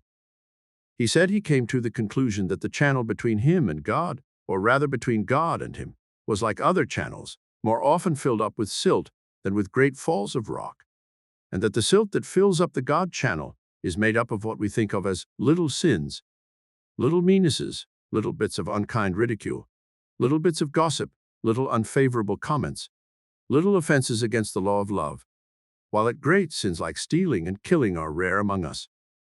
But silt, a lot of it, gathering by slow accretion, may fill up the channel just as effectively as a great fall of rock, maybe a lot more effectively. But who says that the propagation of scandal or the promotion of ridicule is a little thing? One is stealing a man's reputation. The other is killing other people's respect for him. Can I be continually guilty of that kind of stealing and killing and hope that God can find it easy to give me the things my heart cries out to him for? Do I not brand myself as an arrant coward when I talk unkindly behind another's back, saying things unfavorable, whether true or not? Am I not that most despicable of creatures, the snake in the grass? Am I not that most cruel of enemies, the one who injures another unwarned and unaware? Is there any excuse for me? What do you think of me? Do I have to ask you if your opinion of me goes up, if your respect for me increases, when I bring you a discreditable story about somebody you and I know, or when I make a funny crack about some mutual acquaintance, misfortune, or weakness? If you are a sound-thinking, decent-hearted citizen, you think less of me. Well, is God a sound-thinking, decent-hearted citizen or not? How do you suppose he looks at me? Suppose you say, but God is not a person to be offended by my misdoings. No, perhaps not, though God is everything that man is, isn't he? But suppose we say that God is law. Does that make it easier for me to adjust my meannesses, my unkindnesses, my cruelties to his standards? If God is law, what is that law? Is it the law of love? If so, how can there be any harmony between his ways and mine, if mine are the ways of the snake in the grass? If there is a channel between him and me, what is that channel for? What is supposed to flow through it? What do I want to flow through it? Good. Well, what chance has good to flow through that channel to me if I stuff it with dirt? The dirt I do to others behind their backs? Maybe there is a revelation in this for you, as I think there was for Mr. King by his own account. He tells his own story in the book I have mentioned. He says his luck changed the very day he stopped dealing in mean gossip and ridicule of others. He says that instead of having to go after the things he wanted, they began to come to him. He was blessed, so much blessed, that he had to tell the world about it. Sometimes we wonder why it is that we do not get the things we pray for. the heart's desires we cherish, even the good things, the generous, the unselfish things that we want for others only, not at all for ourselves. We can't understand why God withholds them, why He is so stingy with us, why He doesn't make good His word, why He doesn't open the windows of heaven and pour out what we want so much. Well, how can He? Maybe the channel is all clogged up with our dirt? Remember, obscure causes are responsible for the results that we see in the world's affairs, as in the body's health. Little things are more often than not the causes of the great evils. A sliver under the fingernail could spoil a great diplomat's effectiveness in debate. A corn could ruin a love affair. A blister might sap a hero's courage. A bad tooth might cause rheumatism in an ankle. Too cold a shower onto warm a body might paralyze the spine. A snappish temper at the breakfast table can make a headache all day, yours or somebody else's. Continual pampering of an appetite can send a man under the surgeon's knife. Do you think it is a departure from the teachings of truth to speak in such terms? Truth has to do with the operation of law, not with sentimental notions of poetic justice. Whatsoever a man soweth, that shall he also reap. That is the law. That is the law of love. Now, talking about a law, or a principle, or a method, never got anybody anywhere. If I am not satisfied with what God is doing for me, here is a tip to follow. I can look into this channel of mine and see what it is filled with. If I am convinced that the channel between God and me cannot be filled up by any means whatever, if I have that rash notion, I can at least recognize that the channel of goodwill between other people and me can be filled up most quickly and most surely and most effectively by just the kind of silt we have been talking about. I said a little way back that you might hate me if you discovered me to be a backbiting gossip monger, whether the gossip was about yourself or about somebody else. Well, don't you suppose that your feeling toward me might interfere with the flow of some of God's good to me through you? Wouldn't a closed channel between you and me, closed by my meanness, have anything to do with God's supply to me? If not the channel between you and me, certainly the channel between some other human agent of God's distribution of good in me. For God distributes His good through human agents more often than not. See what it comes to. Why it comes to this. The only way I can serve God is by serving my neighbors. Didn't Jesus say, "Inasmuch as ye have done it unto one of the least of these my brethren, ye have done it unto me"? God sends me most of my reward through my neighbors. You can be just as hard-boiled about it as you want to be. But you can't go back of the fact that the goodwill we get is sure to be proportioned sooner or later, right here on earth, in Kansas or Chicago or Seattle or Boston or Waterbury or London or Paris, to the goodwill we give out. So why not reckon with this element in life? Reckon with the fact that great disappointments and frustrations may be due to obscure causes. Little things like unkindnesses, white lies, bluffs, evasions, cowardly treacheries, betrayals of truth. Let us reckon with this idea a while and see if results may not amaze us. Results of right action are always amazing. Chapter 7. Thinking about thinking. Now, let's think about thinking. There is a popular superstition that the public does not want to think. Where it came from or who is sponsoring it would be hard to discover. But it is refuted and exploded before our eyes. Everybody who has lived long enough to become aware of having any interest in anything finds pleasure in thinking. That he does not think about your pet subject or mine is no indication whatever that he does not think about his own pet subject or love to think about it. You and I think about what we are interested in. It is the greatest pleasure we have. As often as not, we do not realize it. We do not know the source of the pleasure we enjoy. We fancy that it is the easy chair, the satisfactory dinner, the comparative peace in the house after the children have gone to bed, or the opportunity to let go after the strain of the day, thus soothing our nerves, relaxing our muscles, taking the burden off our brain. But it is not any one or all of these. It is the sheer satisfaction that always comes from letting loose the one great faculty that we possess. We do the average person a great injustice in assuming that he does not think or that he does not want to think. Because he seems to take some of his opinions ready-made from newspapers or from other people, Why should we conclude that he has no ideas of his own? As a matter of fact, as soon as I fall in with this notion that he does not think, I am falling into the very shortcoming of which I am accusing him. And when I do that, I prove only one thing, that I am just like him, that I think clearly about some subjects and muddily about others. Why? Because I am interested in some subjects and not in others. It is frequently said by people who profess to have studied the subject that thinking is an exceedingly difficult and unattractive job. We accuse average folks of dodging the task of thinking whenever they can. This charge is not true. If you and I do not choose to think about one subject, it is because we prefer to think about another. But think we do, and get out of it not merely most of our fun, but all the fun we have.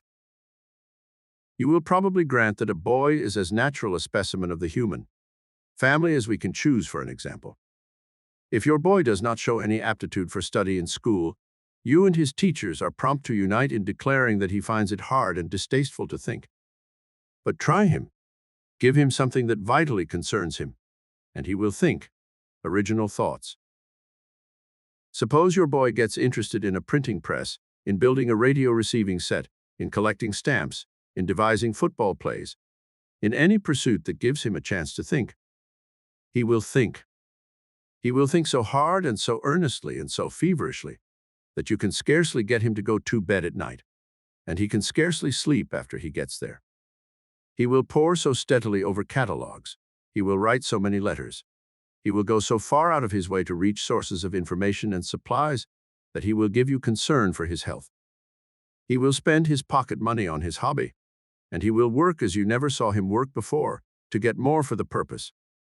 He will desert the playground and go without his meals if you will let him, to give his undivided attention to his pursuit. Why? Right here is where we so often befool ourselves. We suppose that it is because he takes pride in some achievement, wants some result. But it is not that at all, for as soon as the thing is achieved, as soon as the result is accomplished, he drops it and cares little for it. And to your unintelligent despair and mine, he rushes off on a new tangent, after a fresh hobby.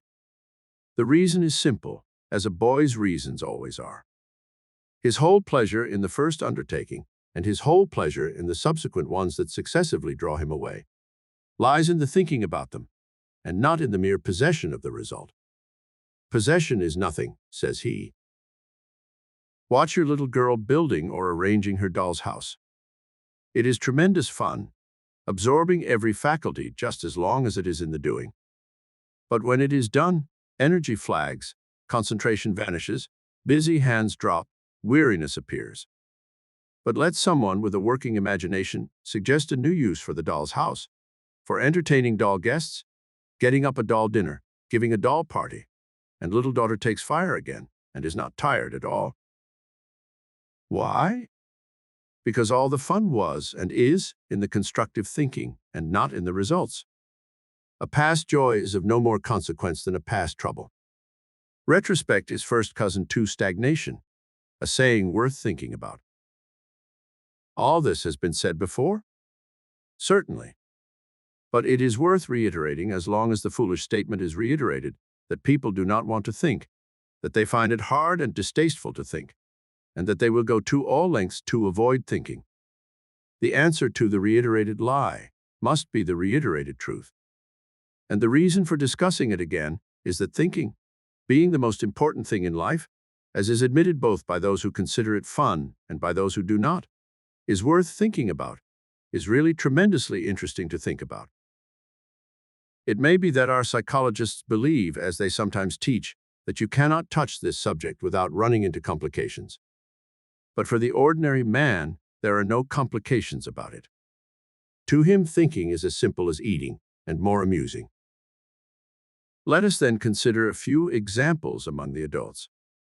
When a man has accumulated 24 million or so, we are accustomed to saying that he can enjoy only a small portion of them. We say that he keeps on accumulating not because he wants the millions, but because he wants power. As he gets power, we see him reach for more power, and we say that he is insatiable. We do not grasp the essential fact that primarily he wants neither the millions nor the power, but the joy of getting them that lies in the joy of creative thought. The woman who goes in for society has the same motive and achieves the same result in kind. But both the man and the woman become restless, dissatisfied, miserable, the moment the achieving process comes to a pause in achievement. Yet we call achievement success. It is nothing of the kind. It is the achieving that is success, for success is in finding happiness and in nothing else. If you miss the joy, you miss all. All achieving and all its fun lie in the thoughts that precede and accompany it. Football is an interesting sport, especially to the players. But almost the moment a game is won, it ceases to be interesting. If this were not so, the victories of last year would be more interesting than the defeats of this. And they are not. If Yale loses to Harvard today, all details of the game are first-page stuff in New Haven, Yale's home, as well as in Harvard's home, Cambridge. Nobody would think of filling a first page there with details of last year's victory. Why? Because the joy of football is in the game and not in the winning. If this were not true, it would be more fun to have a team of supermen who could defeat any rival in existence without effort, than to have a rival worthy in brawn and brain. Can you conceive anything duller in the world of sport than watching a game in which a super team is playing? Such elimination of competition would kill sport. As a bald proposition, this is sometimes hard to see, but you have only to look carefully again at your own experience. That the pleasure in anything is in the process of doing it, and not in the thing when it is done, is as true as that the pleasure in writing continues only while the vehicle is moving. Men who think otherwise retire from active life when they suppose they have done the thing they wanted to do, and have only to enjoy the wealth and the leisure they have earned. They become utterly wretched. They become nuisances to themselves and to everybody else. They develop diseases, if they do not get something else absorbing to think about.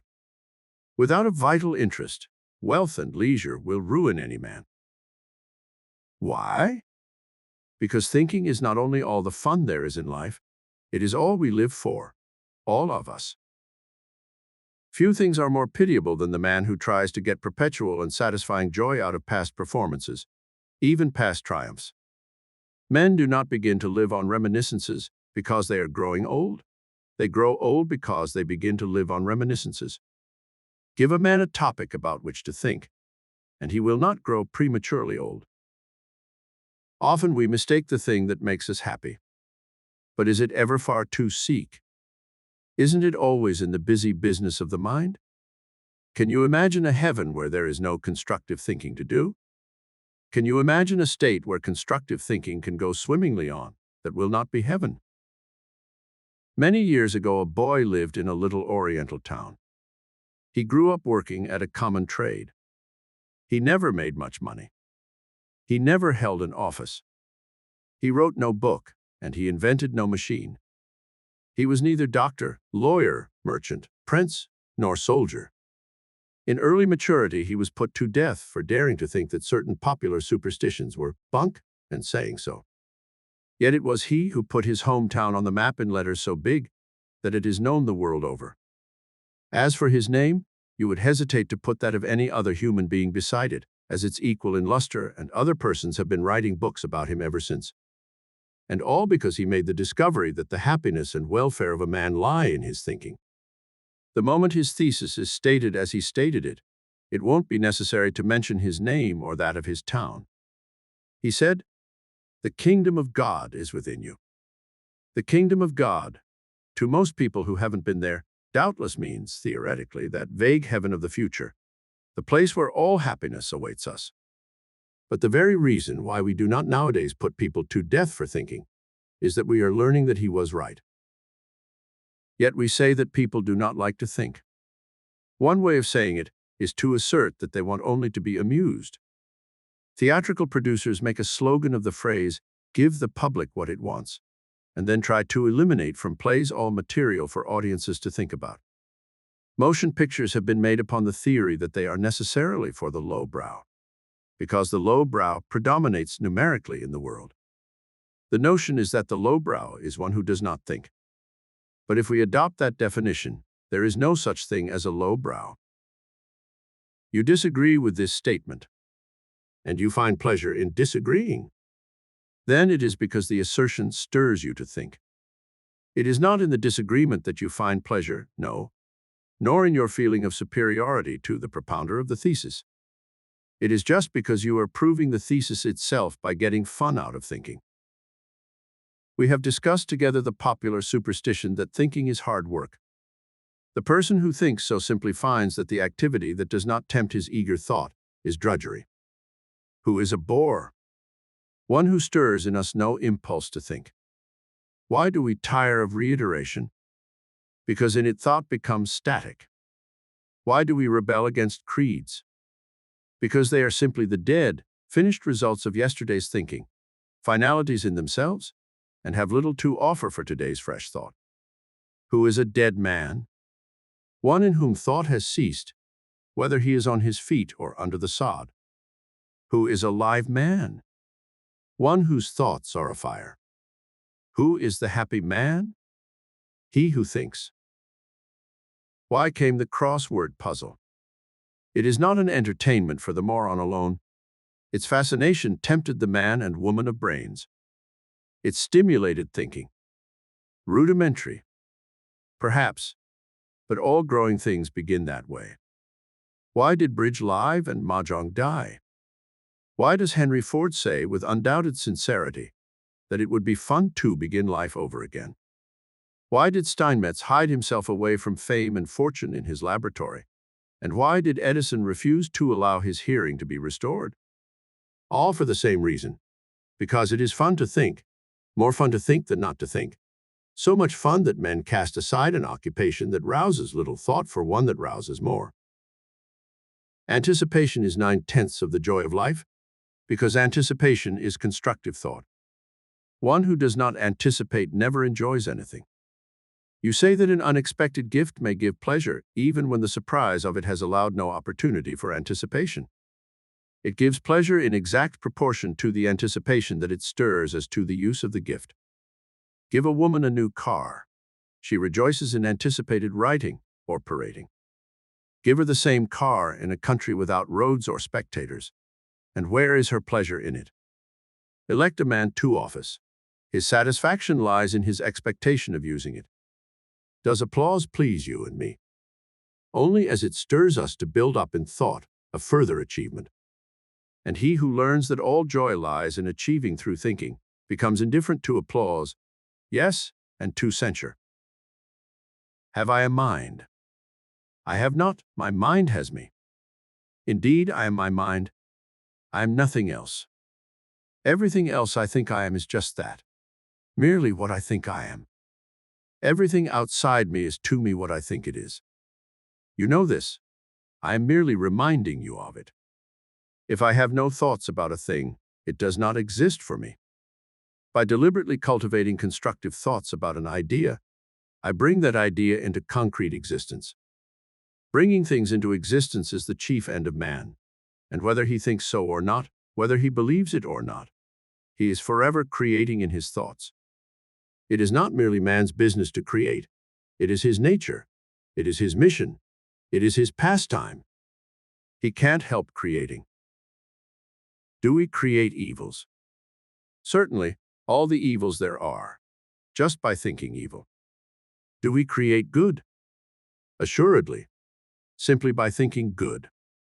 All thought is constructive.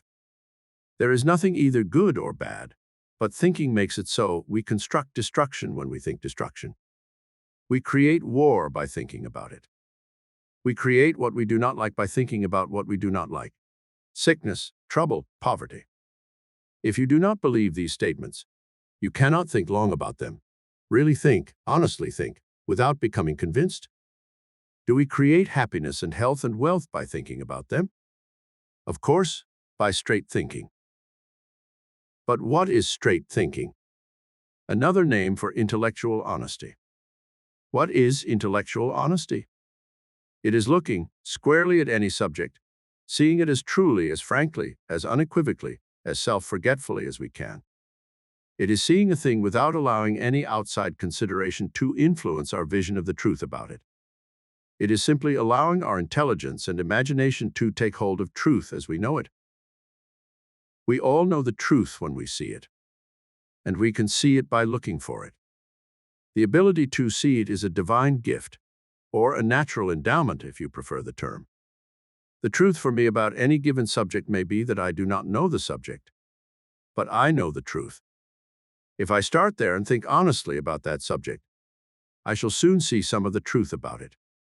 If I think about it long enough and steadily enough and single-heartedly enough, I shall learn much truth about it. I may find it expedient to turn to outside sources for shortcuts in my process, to learn what other men have thought about it. But if I am thinking truly, I accept only those thoughts of other thinkers that measure up to my standard of the truth. No authority for me unless his thoughts do measure up. Genius is clear vision of truth, nothing more nor less. Masterpieces are the visible and tangible expressions of great visions of truth. Carlyle said, "Genius is an immense capacity for taking trouble." There is also a popular saying that genius is hard work. But genius is neither. It is only in the expression of genius in words or in works that infinite pains are requisite. Say infinite care, rather. The vision itself, if it is clear enough to rank as genius, will force one to infinite care in its perfect expression. But sheer genius forces the very form of the expression. And what appears to onlookers to be the hard work involved in expression is sheer joy to the expresser. Why? Because real thinking is sheer joy. Because right thinking is living in the kingdom of God. Men fail of expressing the vision of the truth only when they allow themselves to be influenced in their thinking by some consideration other than the expression of what they have seen. Fix your eyes on the effect that you aim to produce, and at once you are looking away from your vision of the truth and are ceasing to see it clearly. At best, you then see it obliquely, with consequent foreshortening, distortion, loss. Consider your phrases, and your attention is distracted. In this distraction lies the difference between the divine flashing of the truth and clever phrase-making. And when and only when you attempt to be clever, the thing becomes work. Form dictated by an eye to opinion destroys itself. The moment anyone bows to an authority outside himself, he blindfolds his inner eye and ceases to create. He becomes a mere assembler. All art, all invention, all revelation come through the inner eye. Only outside considerations blind us to the true vision. Consideration of the critic's attitude toward the expression, of the editor's judgment, of the buyer's fancy, of the public's estimate, of the box office results, of reputation, of reward, of fame, robs us of the ability to see. Yet truth is what the world strives for, pays for, weeps for. Because so few of us realize this, the world at times, at all times perhaps, is starving for truth. Because it cannot find the real thing, it grasps at the half-truth. But no man needs to starve for truth. It is more plentiful and more accessible than bread. It comes plentifully to the man who discovers what fun it is to think, who realizes where the fun comes from when he is thinking. Every normal man is a potential genius, because it is divinely given him to see truth, if he will, and to let it express itself through him in the form that it selects and shapes. The common man is a divine creature. He has only to let himself appear what he is, instead of trying to appear what he wants somebody else to think he is. We wreck the very genius of our children by forcing considerations upon them. We wreck our own supreme gifts by clinging to the considerations that somebody has imposed upon us. We destroy the most marketable quality of what we have to sell by striving to put into it marketable qualities, by not realizing that we cannot paint the lily. We have only to pick it with infinite pains to preserve its perfection. Coal would burn no better if we gilded it. Wheat loses food value as it becomes white flour. This idea is as old as the hills, and so is gold. But to each man who discovers it for himself, it is forever new and marvelous, as is the fresh outcropping of precious metal to the old miner. Every human being carries around with him an unworked mine, in which lie all the happiness, all the well-being, all the pleasure that he will ever get. Here, then, is a formula. If you are not happy, try thinking. Let your mind select the subject that most fascinates it. Ask of your own mind the truth about that subject. The greatest question that the human mind ever formed is why. Insist on having the truth. Dodging an issue is blinding the inner eye and spoiling the vision. Put every preconceived opinion about your subject to the acid test of this inner assay. Submit authority, your own and that of others, to the searchlight of your own utterly honest analysis. Remember that it is no part of your job to put in his place somebody who disagrees with you. Pitch sophistry on the scrap heap. Ask yourself the whys of the thing. Face every question that arises out of it. Dig up every doubt about it and answer it squarely. Turn up its pleasant and its unpleasant aspects, its flattering and its unflattering elements. Look through it and around it. If you find inconsistencies with your first conclusions, recognize that one or other of your conclusions is necessarily wrong, for there are no inconsistencies between truths, and all differences can be reconciled. Because truth is one indivisible, whole, omnipresent, omnipotent. Truth is God. What will happen to you? I think you will discover that you are having more fun than you can find in any other pursuit. You will find that you cannot let thinking alone. You will see that other men are constructed the same way. You will understand them better. But what is more, you'll be a man, my son, as Kipling says. You will find yourself. You will find independence. You will find your own relation to men and things. You will find your own wisdom, which the Creator meant you to have.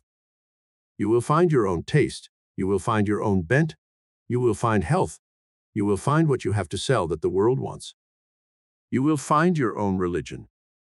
You will not find all the truth about the subject that you started with, because all the truth about anything leads invariably to infinity.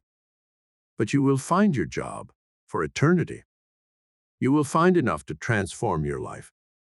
It matters not what you start thinking about: philanthropy, glass-blowing, locomotives, highway robbery, ship biscuit, life insurance, or fish bait.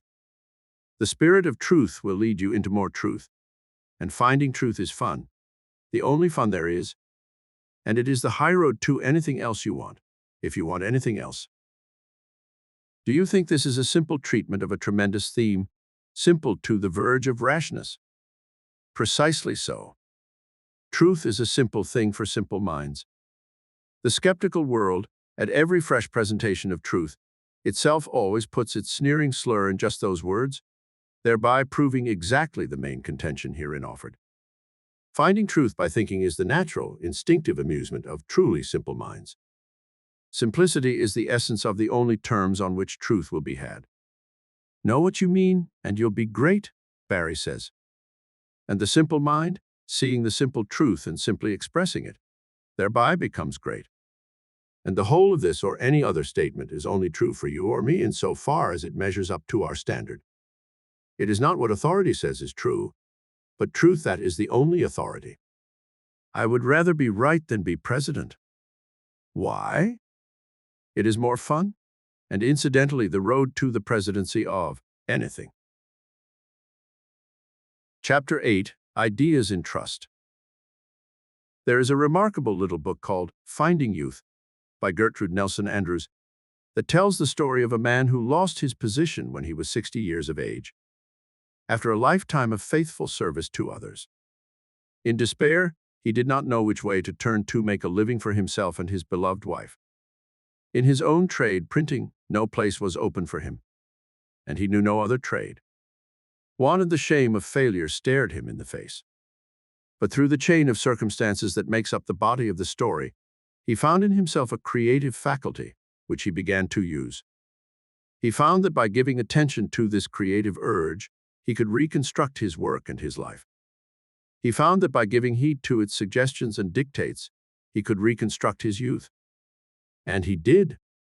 He built a new career for himself, and happiness and prosperity. The author tells me this story is not fact but fiction. It doesn't matter, for whichever it is true. Man does have a creative faculty in him that will reconstruct his work and his career and his youth if he will pay attention to it and obey it. Every woman has creative ability that she could use if she would to remake her home, her family relations, her domestic happiness, her outside career. The trouble is that we do not usually trust this inner urge to create. We haven't any confidence in our own ideas because they are our own. Maybe you think this is not true in your case, but stop and review some of your experiences. Don't you often look at some device or plan or fabrication that somebody else has made and see a better way of doing it? Don't you sometimes know there is a better way? And aren't you sure it could be worked out if more time were given to it? Don't you frequently believe you could build a house, run a school, launch a business, sail a boat, play bridge, raise radishes, anything whatever that happens to interest you, better than somebody else you see doing it if you only had time to gain the requisite fundamental information with which to equip your creative impulses? And haven't you had the experience of thinking of what seemed momentarily a good idea, then discarding it because it was your own, and so couldn't be worth much, and soon after finding that somebody else had conceived the self-same idea, used it, put it over successfully, and reaped the profits and the credit that might have been yours? And how cheap you felt when all you could say to yourself was, "I thought of that first. Why didn't I do it?" I know a man who had the idea for the internal combustion engine, gasoline engine, long before it was put on the market, but who never got round to working it out till somebody else beat him to it. I knew the boy who invented the first fly swatter made of wire screen with a handle, and who made a few and sold them in the local hardware store in the town where he lived, and then let the device slip away from him because he did not value his own idea. And later, you know what happened. Another man or men took the same idea and made a fortune out of it. You know, it would be a good thing for every one of us about once a year at least to read over Russell Conwell's famous lecture, Acres of Diamonds, and Emerson's essay, Self-Reliance. Have you ever read them? Could you read them without a tremendous stir inside of you, urging you to go and do the thing that you wanted to do? Carry out your idea, build your structure, execute your plan, win your prize? Well, as Emerson says in that very essay, that is the creative urge within you stirring for expression.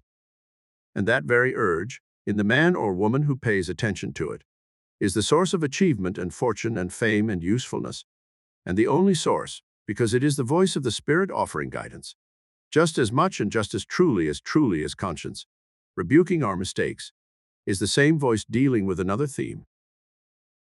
The English writer A.C. Clutton-Brock has written 2 books that every truth student could well afford to read. One is called What is the Kingdom of Heaven, and the other Studies in Christianity. In one of them, he calls attention to the fact that every person has within him what might be called an artistic conscience that tells him what is beautiful. And he goes on to say that this is the voice of the Spirit within. Then he argues that this same voice tells us also what is true in experience, as surely as the ear tells us the true ring of genuine silver coin. The same voice tells us what is right, what is kind, what is honest. And it is the same voice that tells us what to do and how to do it, that urges us to create useful, beautiful, amusing, delightful things. And if we only would listen. Oh, it's the tragedy of life that we don't listen.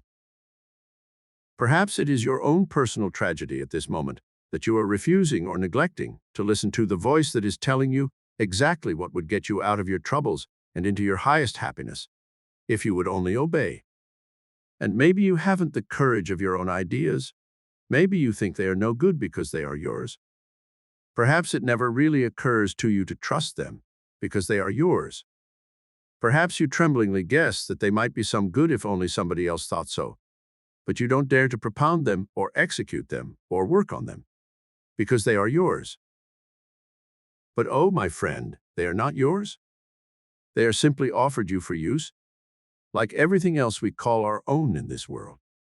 And these ideas that press upon us for utterance or expression, they are not merely something we have the privilege of expressing. We have an obligation to express them. We have the option. Oh, yes.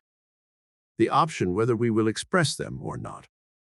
We have the option whether we will do something worthwhile in the world's thinking, in invention, in industry, or remain merely followers and trailers of the men and women who do use their ideas and lead. Now the purpose of all meditation, of all going into the silence, of all listening for the voice, is to receive ideas.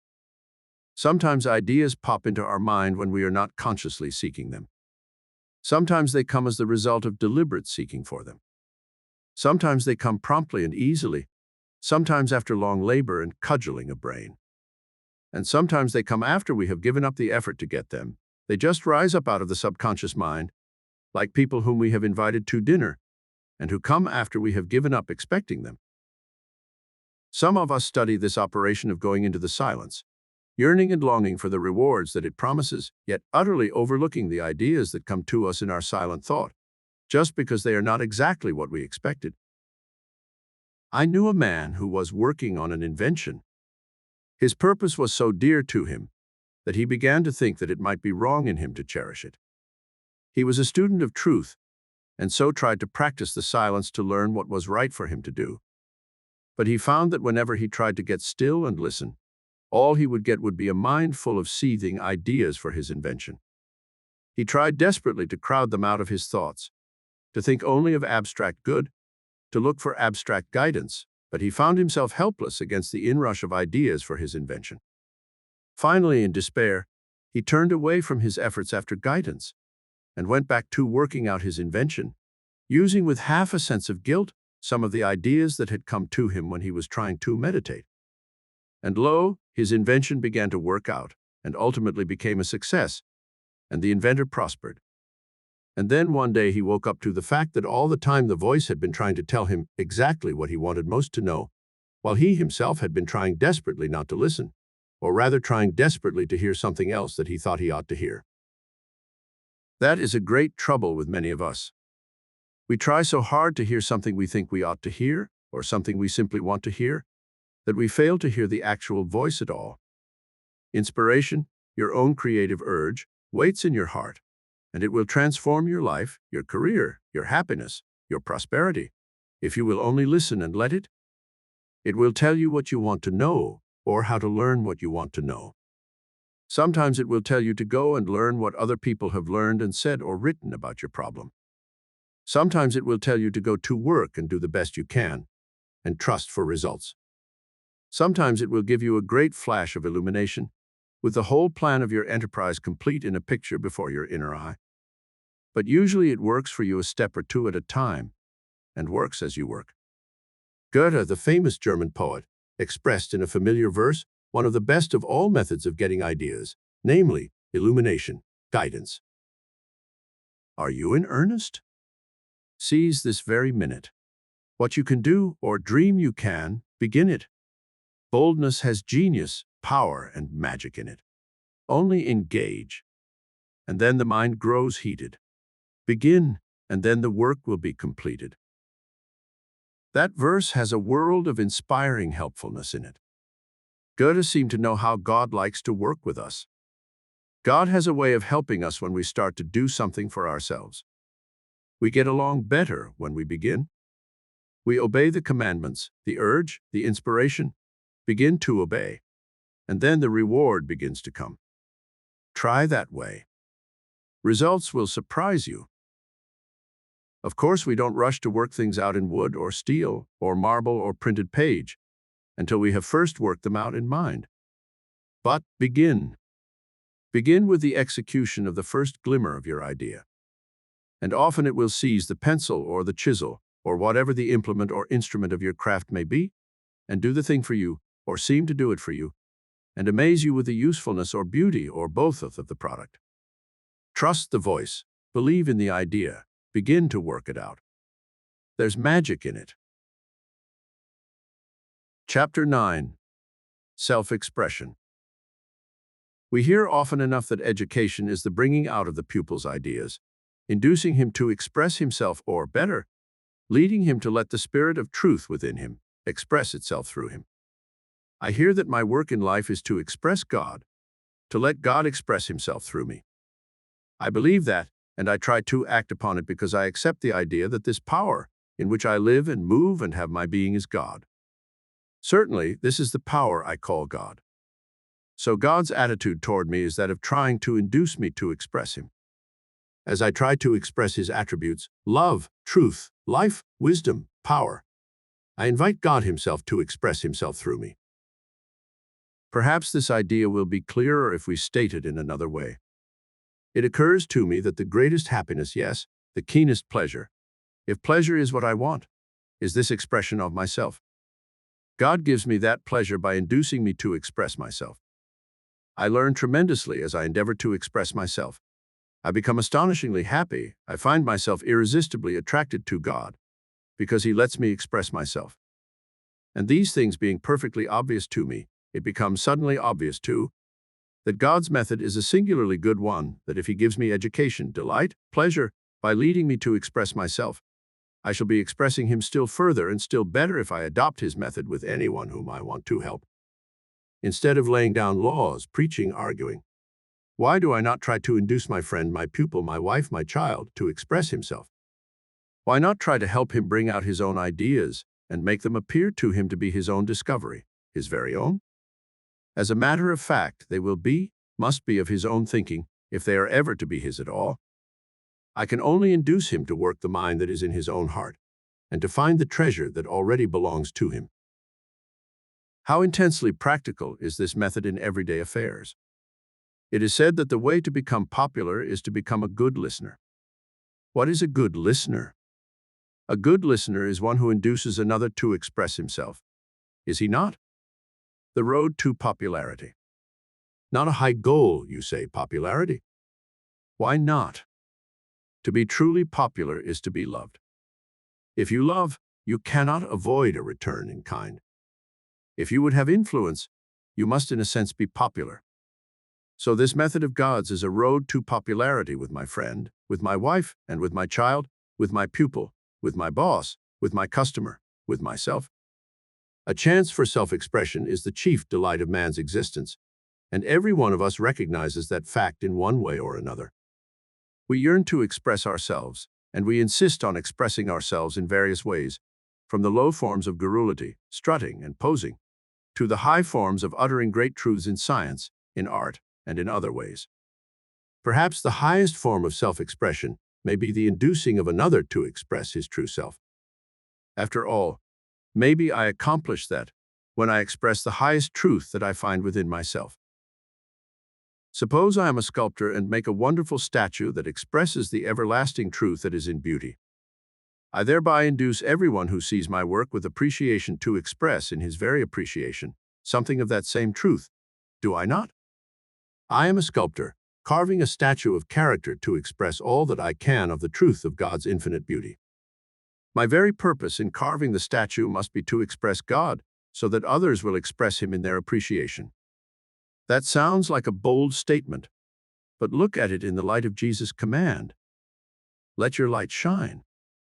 Of course, my purpose is to win appreciation not for my little lowercase self, but for the true beauty that I express. The successful teacher is he or she who leads the pupil to express the self within. A teacher becomes great in proportion as he leads his pupil to the greatest self-expression. Education is the bringing out of the pupil's powers. Sometimes we hear people say, "I'm going to teach that fellow a lesson," implying that the intention is to make the lesson a bitter one. If such an idea occurs to me, I should do well to stop and consider whether the lesson is really one that I wish to teach. If it is, the only way to teach it is to bring out in that person the power to grasp the idea that I want him to grasp. I cannot bring the idea home to his mind by any other process. And when I wish to teach another a lesson, it might be well for me to stop and make sure that I know the lesson myself. A lesson in justice cannot be taught by injustice. A lesson in mercy cannot be taught by cruelty. A lesson in humility cannot be taught by arrogance. A good lesson cannot be taught by a method that is not good. It cannot be taught if the teaching is accompanied with any emotion or feeling that is not good. Good can be conveyed only lovingly, and love teaches no one a lesson with intent to make it bitter. By the same token, God, who is love, will teach me no lesson with intent to make it bitter. God tries to induce me to express Him and to look for His expression in everybody and in everything. Where I look for God, I find Him. Expressing God, that is my whole work in life. What is expressing God? It is letting His attributes, life, love, wisdom, power, truth, flow through me into the visible. I am eager that God should express Himself through me as health and prosperity. Then all I have to do is to let Him express Himself as love and truth. For God is not a group of separate attributes. He is one, all his attributes a perfect whole, inseparable, and I cannot let one attribute flow through me to expression without allowing the others to be manifested also. If I let love and truth seep through me, health and prosperity will seep with them. If I let love and truth gush through an unblocked channel, health and prosperity will gush with them. God himself cannot send part of his attributes through me. He must send all or none. I cannot express truth without expressing wisdom. If I would be well, I have but to serve and to be kind and true. If I express any attribute of God perfectly, the other attributes will be expressed proportionately. So if it is the way of God to induce me, to encourage me to express him, how better can I express him than by adopting his way and encouraging expression in everybody with whom I come in contact? And if I help others to express God, the instant result is that God expresses himself again through them to me. If I want God to speak through my mouth, I must first let him think through my intelligence. If I will let him, God will speak for me, think for me, decide for me, act for me, pray for me. The only real speaking, thinking, deciding, living, praying is God's, because the only life, love, wisdom, power in me to do any of these things is God in me. Let him. Why, all I have to do is to look inside instead of outside for everything. It is men's feeling that supply is uncertain that makes them grasping. A sense of God's abundant provision of everything needed for each one of his creatures, and a realization that all his creatures' interests are common interests, makes grasping not only unnecessary, but clearly absurd. The path to all my good is through recognition of the omnipresence of God, the good. If I fail to see good everywhere in everything all the time, I shall certainly not realize good in all my affairs. Good, God, only is for me where I recognize it, or him. We have talked about expression. It has often been said that we know God only by expressing him. How true this is no one can realize till he begins trying to express God consciously. Of course, I express God unconsciously continually, because in him we live and move and have our being. But consciously expressing him in one way leads me to a consciousness of his expression through me in other ways. If I consciously express love, I become aware that love is wisdom, and that I am expressing wisdom when I express love. Presently, I come to see that by expressing love and wisdom, I find power. And suddenly I become conscious that the expression of love, wisdom, and power is the expression of life. I see that these so-called attributes of God are inseparable, even if I do not see that they are synonymous. As I go on in my conscious experience, I shall find constantly growing a consciousness that they are synonymous. Now, as I express the attributes of God, I begin to be aware of the same attributes expressing back to me. I cannot be kind to a dog that he does not give me his friendship. I cannot care for a flower that it does not bloom more richly for me. I cannot deal truthfully with men that they do not begin to reciprocate by dealing honestly with me. I cannot turn a friendly face to the world that the world does not begin to be friendly to me. And suddenly again I realize that these attributes of God are elsewhere besides in me. As I deal with natural laws, I find that when I obey them, they always work for my good. As I deal with mathematics, I find that if I abide by the principles, the result is always perfect. Presently, I begin to see that good, God, is everywhere, in everything to which I turn in the right spirit. What is the right spirit? Why, this spirit of giving out what I want to receive. Expressing the divine attributes to the glory of God. Every experience in life sooner or later is resolved into terms through which this principle becomes visible as its basis. So, when I reach this point, I find that if I want to realize the omnipresence of God, the realization that is my salvation and my heaven, I have only to make God omnipresent in everything I give out, everything I do, say, think. That will prove God's omnipresence to me immediately. Stated in another way, it sounds startling. I have something to do with making God omnipresent. God cannot be omnipresent without me. I have everything to do with making God omnipresent for me. What? You exclaim. Do you control God? Why, yes, in degree. I am God in expression. I am that spark of God which is expressing itself in me, which is individualized in me. I find God coming back to me in every return expression that my giving brings to me.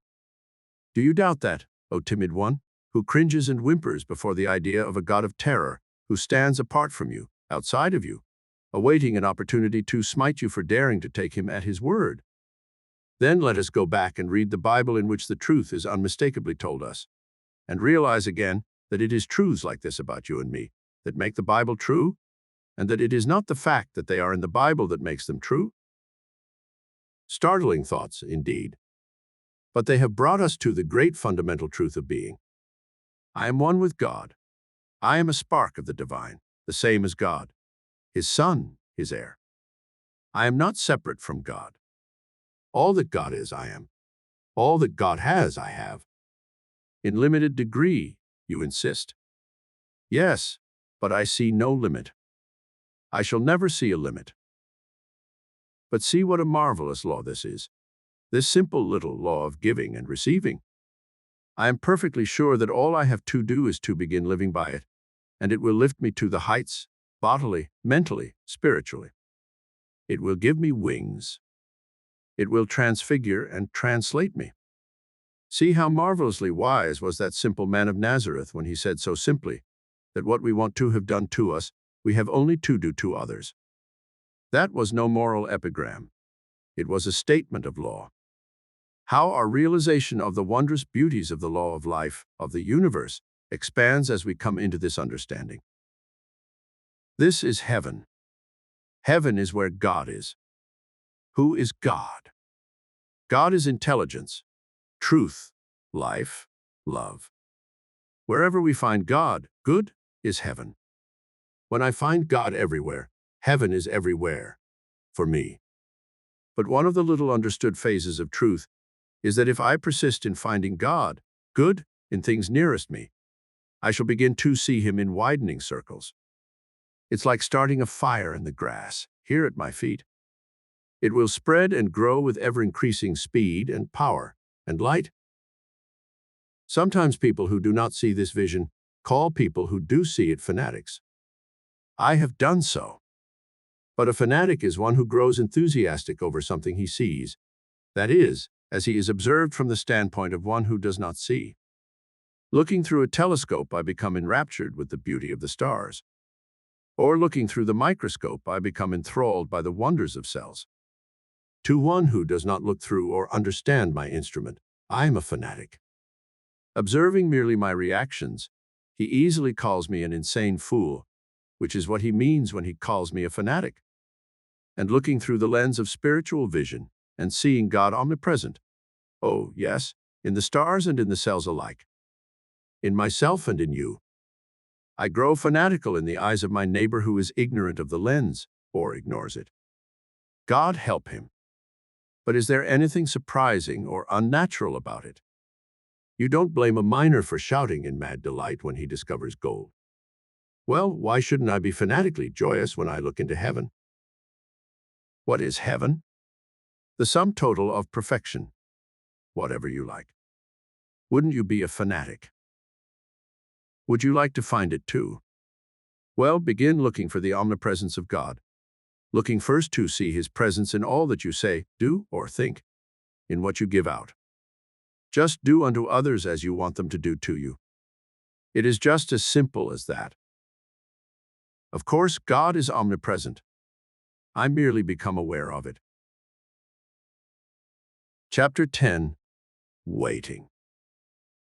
It is almost funny sometimes how we get ourselves all primed with good purposes, to love and trust, to give out what we want to get back, to do unto others what we want them to do unto us, and then the minute we find some trouble bobbing up in an unexpected way, we get all upset and confused and scared and grasp at the first expedient that suggests itself for combating infringement upon our rights, for getting our own way, for avoiding humiliation, for saving our face. It would be funny if it weren't so tragic.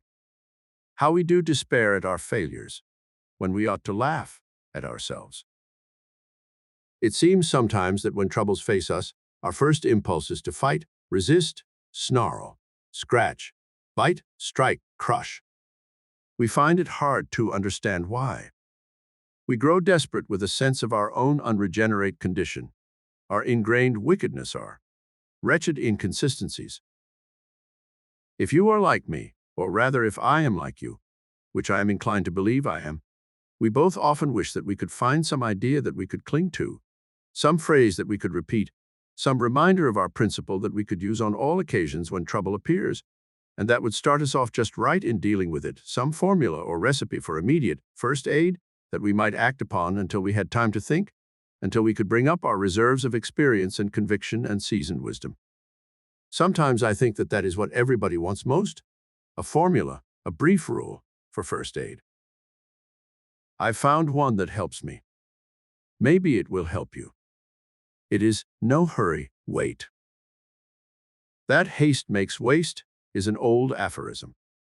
A common observation upon the person who says or does unkind, mean, or cruel things on the spur of the moment, without malice aforethought, is that he is hasty. Hasty words, hasty acts make trouble. Why? Because they are usually said or done without reference to the spirit within, in disregard of the still small voice. Of course, there are impulsive speeches and deeds that are good. There are instantaneous responses to unexpected situations that are exactly right. There are sound decisions that lose nothing by being swift. But these are quite different from things done in a hurry. And rare indeed is the case in which it would not have been better to wait until we knew what was right. Some wise man has said that nothing is ever lost by patience. We know that much is often lost by rush. To rush is rash. As a matter of fact, it is hurry that causes most accidents. It is hurry that causes most disagreements. It causes most misunderstandings. It causes most disappointments. Hurry distracts the mind from clear thought. It drowns out the voice. Hurry rhymes with worry and belongs in the same category. We say of a man who hurries and worries that he gets all hot and bothered. And he does. And that is usually about all he gets, unless he gets into a mess. But think.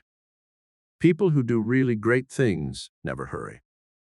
Nobody who writes a great book ever hurries. The great surgeon never hurries. The pilot of a great ship never hurries. The effective public speaker never hurries. Hurry never made a friend. It defeats the lover. Hurry never builds safely. Hurry blinds the eyes to beauty. It destroys accuracy in the hand. It ruins judgment. It slurs action. Hurry is what causes heart failures and nervous prostrations. It overlooks the important things and sees only the trifles. Hurry does nothing but defeat or delay you in all sorts of things, all the way from shaving or dressing to closing the big deal or accomplishing the great result or giving the great performance or creating the great work. No hurry. Wait. What shall we wait for? Well, in the 42nd Psalm, as the Moffat translation has it, we find, wait, wait for God. And not satisfied with saying it once, the psalmist repeats it, wait, wait for God. And then in the 43rd Psalm he says it again, wait, wait for God. Well, why should I not wait for God? He is the only power that will ever give me what I want. And what he gives is worth waiting for, isn't it? Why hurry? Why hurry even when some other driver tries to steal the right-of-way from me? Why hurry when somebody says something disagreeable to me? Why hurry when an obstacle looms in my path? Why hurry to do something the voice has not suggested or approved? Hurry picks green apples, trips over the rug, breaks the point of the pencil. Hurry runs the boat aground, breaks the dish, burns the finger, leaves something out of the recipe, spills the ink, wastes the gas, drives past the address, barks the shin, rakes the fender, burns out the fuse, offends others, hurts their feelings, rushes in where angels fear to tread. God never hurries. Nobody knows how long the universe has been in building. He seems to take eternity as the basis for his deliberation. Being his child in the midst of my own eternal life, Why should I not be deliberate? Not that God does not move swiftly. He turns the earth at the rate of 1,000 miles an hour. He sends it through space at many times that speed. He sends his sunlight traveling 186,000 miles a second. What do I know about speed? Well, there is one department in my life where I know speed without hurry. I think swiftly. I cannot help thinking swiftly. My thought is the swiftest thing I know anything about. It is swifter than light. It can travel to the outermost frontier of the universe and back millions of miles in less time than it takes light to travel a mere 186,000 miles. Why am I in such a hurry to act when I can think so quickly? Can't I afford to wait for thought?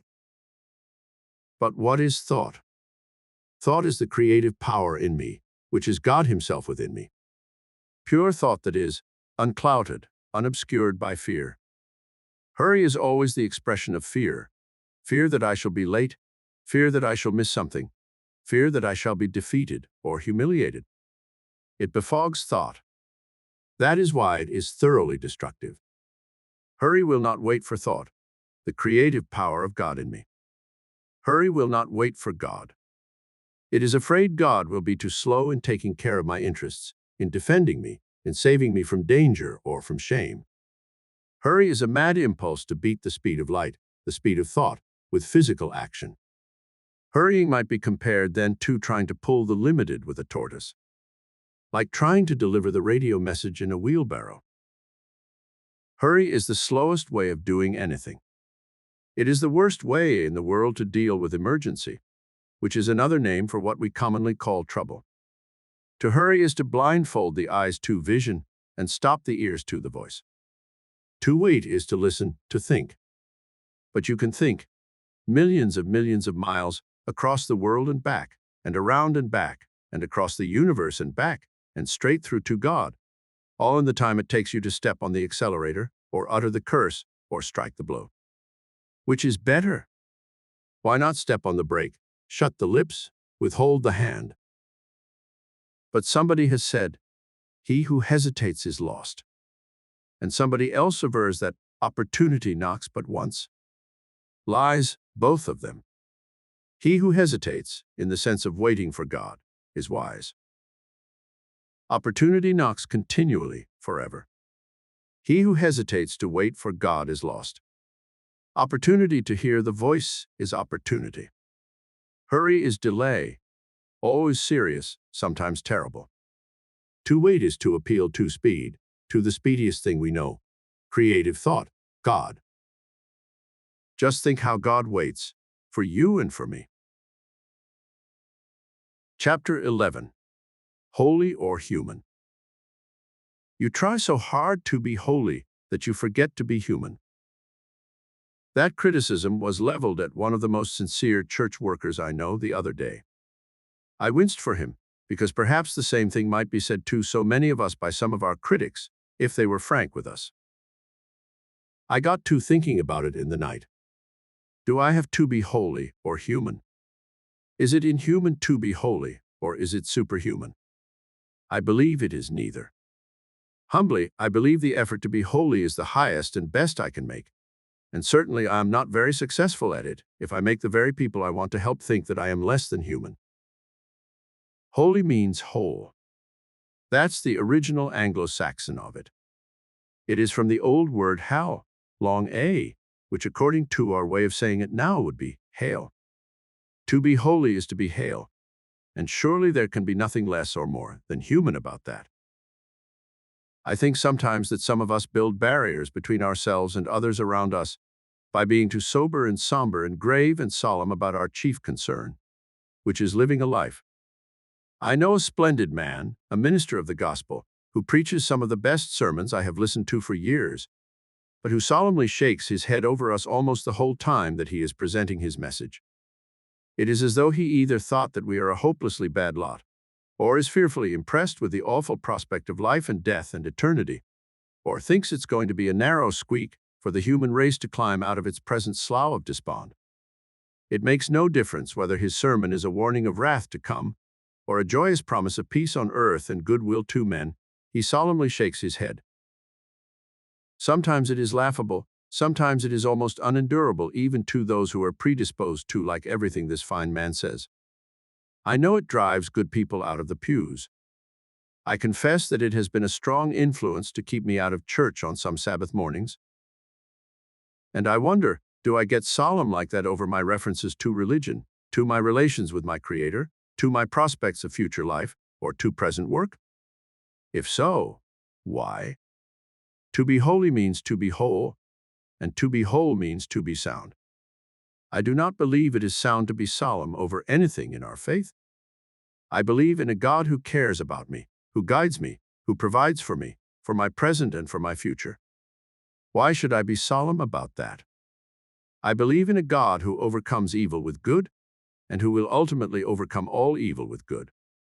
Why should I be solemn over that? I do not like depressions, and I do not like rackets, and I do not like liquor, and I do not like ruthless financing. There are ever so many things that I do not like. But I am told that all things work together for good to them that love God. I see no reason for getting gloomy about that. I notice that when the saintly man or woman, or let us say the pious one, is presented on the stage or the screen, usually there is a strong tendency to caricature his or her solemnity. Why is it? You know, the clever caricaturist or cartoonist picks out the most prominent feature in the face he cartoons and emphasizes that till he makes his victim comic or ridiculous. It must be that solemnity is our religious look. If that kind of heavy gravity in a man whom I respect and honor makes me react unfavorably towards him, what sort of reaction do I induce in the average man, to whom I am just one more Christian? Of course, the stage and the movies are frequently unfair to us, but no comment they make upon us could stick if the feature they cartoon were not prominent in us. If I have any confidence in the faith that I profess, would not a cheerful attitude in the face of troubles be the most convincing thing I could offer to the men and women whom I want to influence? To be sure, a professionally cheerful attitude is about as offensive as gloom, maybe more so. But why shouldn't I be genuinely cheerful? Do I not believe that the promises are to be depended upon? Trust in the Lord and do good, so shalt thou dwell in the land, and verily thou shalt be fed. Delight thyself also in the Lord, and he shall give thee the desires of thine heart. It surely is not human to believe in such things as these, and then be gloomy about our belief. Maybe that's what our critics think. Chapter 12. Shall we be different?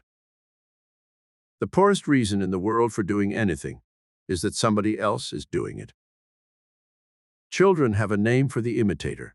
They call him a copycat. But isn't it a curious thing that the copycat habit is almost universal among human beings? What? Do I think I am not a slave to it? Don't I wear that monstrosity known as the derby hat when it is in, and don't I laugh at it when it is out? Don't I fence my lawn when my neighbor does, and take the fence away when he raises his? Don't I say the same things about newspapers, relatives, and sunsets that the leaders in my particular club, set, or party say? Don't I rise, sit, sleep, and eat as others do? Isn't it one of my aims in life not to be queer? That is, unlike others. Isn't it pitiful? I conform. I conform to style, to custom, to mode, to trend. As I think about it, I come upon a curious anomaly. The world cries out for originality, for something new under the sun, yet slaps at it instantly when it raises its head. No one is so unpopular as he who begins to be unlike the rest. But no one receives such rewards as he who persists in it. Strange. All men seem to be in a conspiracy to curb originality, yet all men laud and reward it. And then when the applause begins, they all begin trying to ape the originator. An old song attributed to New York dwellers carried these lines. Of course, you may never be like us, but be as like us as you possibly can. People laughed at it, but they obeyed its behest. In America, there is a strange worship for what is done and said and approved and successful in New York. Nothing else will make success for a drama, or a fashion, or a slang phrase, or a salad, or a trick doll, or a pipe, or a fad of any sort, like a widespread report that it is a success or a fad in New York. And New York imitates Paris, and Paris imitates Vienna, or did, and styles run in cycles when there is nothing left for style to imitate but itself, and we idolize antiques, and history repeats itself, all for the same reason. And then along comes a man or a woman who thinks, sees an inward vision, departs from custom, manner, and convention, and is first persecuted, then hailed as a new leader for a new epoch, and becomes something to imitate again. It has been said that genius is smashing the rules. That may be an inadequate definition. Most definitions are inadequate. But it is a fact that no genius ever observes the rules. The rules. What are they? Summed up, they would read, "Do as I do, and depart not, lest you become conspicuous." And herein is another marvel. Most of us seek fame, reputation, the limelight, notoriety, yet we fear to become conspicuous because of a difference in our neckties or in the cut of our evening clothes. Constantly we strive to lead, yet forever we trail. We dream of the world's eyes turning our way, yet we strive to remove every reason why they should. We are as like as the successive impressions of the proverbial rubber stamp, which differ only as they grow paler after the inking. What does it all mean? It means not only that we are following a method that is wholly wrong, but it means also that we are flinging away our birthright, the one thing that makes us worthwhile, the one thing that makes us men, the one thing that proves us to be sons of God. We are flinging away the inner leading and looking outside for everything, from the shapes of our forks to our moral standards. Least of all do we dare to be different in our religion. But let us not fall into an obvious error. Being different for the sake of being different is the height of folly, though one almost wishes to follow such a course when he grows suddenly soul-weary of conformity. The fact that most men drive on roads is no reason why I should drive in the fields. That most men live in houses should hardly suggest to me the advisability of living in a eave. Men have tried such methods in their search for originality. You see them doing it every day. People neither hate nor applaud that sort of being different. It is merely ridiculous. But these are the very ones who bring discredit upon the whole idea of being different. Their idiosyncrasies and excesses cause us to shy away from all their ways. However, the conclusion is obvious and inescapable. What other people do should set no standards for me. Therein lies one of the hardest of all lessons to learn. For ye like sheep was no chance expression. Salvation itself lies in being different. But how am I to take thought and be different, without being different for the mere sake of difference? I am between Scylla and Charybdis. How can I escape? There is but one way. I shall escape by turning from a wholly false standard to the true one. I shall find the true standard just where I find everything else that is true, in my own mind, if I will only look there, look steadily, and be willing to see. It is said of Emerson that no matter what subject he started to speak or write upon, it always led presently to the presentation of his one great theme. The same is true of all of us. No matter where we start or which way we work with any given question, if we are honest, it will always lead us to our great theme, consciousness of the omnipresence of God. Do we need argument to convince us that God is everywhere and in everything? No. All we need is to look and see. He is here in this question of conformity compared to originality. And when I begin to see him in the question is settled. No question can exist when I see it clearly. It becomes its own answer. When we all shall have clear vision of God, interrogation points will disappear from our typecases and from our language. So will periods. We shall have no doubts and no finalities. If we still shall need printed signs, the only one that will have significance will be the sign of infinity. It is characteristic of many wild animals that they rarely raise their gaze above the level of their own eyes. To be safe from attack by one of them, a man has only to climb a tree and watch the beast that stalks him pass blindly underneath. Isn't it a curious thing that man, observing and knowing such a thing, doesn't see the object lesson in it? Let us raise our eyes. I raise my gaze above the level of my eyes. And what do I see? Everything worthwhile. Am I a creature of a two-dimensional world that I should see nothing that has height? No, nor do three dimensions bound my vision. I see within. And there is where I find every true standard of life awaiting my discovery. What has what others are doing to do with me? Chapter 13, Real or Counterfeit. It doesn't matter what anybody else thinks about all this. The relation between God and me is purely individual. I need no intermediary, and if I don't, surely God does not. Shall I follow any teacher? Yes, one. Jesus Christ. No other. Get light from everyone and anyone who has light for you. God sends his messages through many channels. But do not call yourself a disciple of any human being, nor be one. Do not depend on other human beings. Depend on the Christ within yourself. Yes, it is quite true that what other people think often affects me greatly, if I do not have a care. People laugh at me for believing as I do. They sneer. They think I am a pretender, a fraud, because they cannot see what I see. Because they cannot see what I see, they conclude that it isn't there. Other people have religious, philosophic, scientific faiths of their own, and they think I must be wrong because I do not think as they do. How should that affect me? Not at all, except to warn me not to get to thinking I am the only one who is right. I see people prospering while to me they appear to be doing anything but right.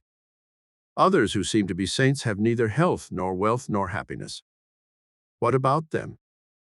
I wonder if Jesus did not have them in mind. All of them, the wrong-headed and the right-intentioned, when he said, "Judge not." How can I judge? I do not know another's circumstances. I do not know his habits, physical, mental, or spiritual. I do not know whether the apparent sinner is all wrong or the apparent saint all right. I know I am neither, and that perhaps they are both somewhat like me. I see people who work hard and accomplish nothing worthwhile. I see people who seem to loaf and yet achieve. But how do I know that the hard worker doesn't defeat himself by his thinking, and that the loafer's real work is done in his thought? I cannot judge either of them with any accuracy, of course, so how can I judge the advice they may give me? But the most dangerous critic I have among other people is the one who challenges me with, "Physician, heal thyself." When I am not successful in solving all my own problems, when there are still obvious defects in my way of living, when I go directly contrary in practice to what I preach, then this critic finds me vulnerable indeed. But should I mind? Is he injuring me? Isn't he really helping me? Helping me to see how I might be a much better person than I am? How I might have a much finer experience than I am having? How I might rise to greater heights? His criticism may sound destructive, but if I see it as constructive, I shall simply gain by it, perhaps immeasurably. What makes me wince when I am criticized unfavorably? Well, probably the same thing that makes me glow when I am praised. Vanity. I can't stand criticism because I can't bear to have anybody think I am not a wonderful fellow. Well, what does that indicate? That I want people to think I am a wonderful person whether I am or not. What kind of an attitude of mind is that? It is not even common honesty that wants to be thought better than it is. If I try to make impressions on other people that do not represent the individual I really am, then I am a counterfeiter, am I not? I am quick to see counterfeits in other people. I wonder if there is anything in the idea that we see in others only what is in ourselves. Some writers have said that vanity is the chief of all human motives. Some moralists depend almost entirely upon their ability to appeal to the vanity of other people in efforts to influence them. Flattery is the main stock in trade of many a salesman. When we fall for it, what does it make us out to be? Counterfeiters. How quickly we should be warned of the weakness in ourselves, of the danger we are in, when either blame or praise affects us too much, particularly when we know that we do not deserve the praise or the blame. and when we begin to fear that we shall not get credit for something we have said or done that we think was well said or done. We shall sometimes be applauded, sometimes hissed, whatever we do. People will attempt to judge us. Sometimes they will be nearly right, sometimes wholly wrong. Should we be much affected by their verdicts? Probably the estimate others make of us is never accurate. Then if we accept it, knowing that it is not accurate, what do we become? Counterfeiters. Sooner or later, a counterfeit is always discovered for what it is. When the glitter is not really gold, when the metal is pinchbeck, when the fabric is shoddy, when the life belt is stuffed with sawdust, the gas mask made of ersatz, eventually it appears. People know. Be sure your sin will find you out is no joke. On the other hand, be sure your virtue will find you out too. Not only should you not, but actually you cannot, hide your light under a bushel. There is a kind of modesty that is false. Also, there is a dishonest modesty, a modesty that evades facts, that tries to make itself out something it is not. Modesty as a mask is contemptible. Modesty as a pretense is ridiculous. After all, why should I be modest? Why should I think about modesty at all? I shall not, unless I am consciously trying not to show my vanity. No, we cannot mind what others think about us or about anything else. That does not mean, of course, that we should be inconsiderate of their beliefs. Far from it. It does not mean that we should be intolerant of their opinions. We haven't time to be either. Our business is to be loving, serving, trusting, going about doing good. What have vanity or modesty or fear of criticism to do with those aims? Not one thing. They belong to a world of false appearances, a world of counterfeits. It all comes back to the same thing always. I am only concerned to be, to go, to do, to give, and not at all with anything else. I am not concerned with conditions, circumstances, environment. They will become all that heart can desire when I myself am right. And that means when I myself am genuine. How can I be genuine when I am full of pretense and the desire for approval? Why? I can do all things through Christ which strengthen me. The Father abiding in me doeth his works. What will people think? Public opinion. Under a banner with that device, we should be no better than slaves. What do I think should be my standard. That is, what do I think deep down in the silence, at the bottom of my own heart, where my honest opinion of myself and all my works expresses itself in no uncertain terms. No shame will ever come to me from ridicule that will equal the sense of shame I suffer when my own heart tells me I am a fraud, a counterfeit. And no applause will ever be so sweet as the sense of rightness, spiritual health, that I get when my own heart tells me I am sound. Kipling says that triumph and disaster are two impostors to be treated just the same. That is never truer than when the triumph or disaster is to vanity.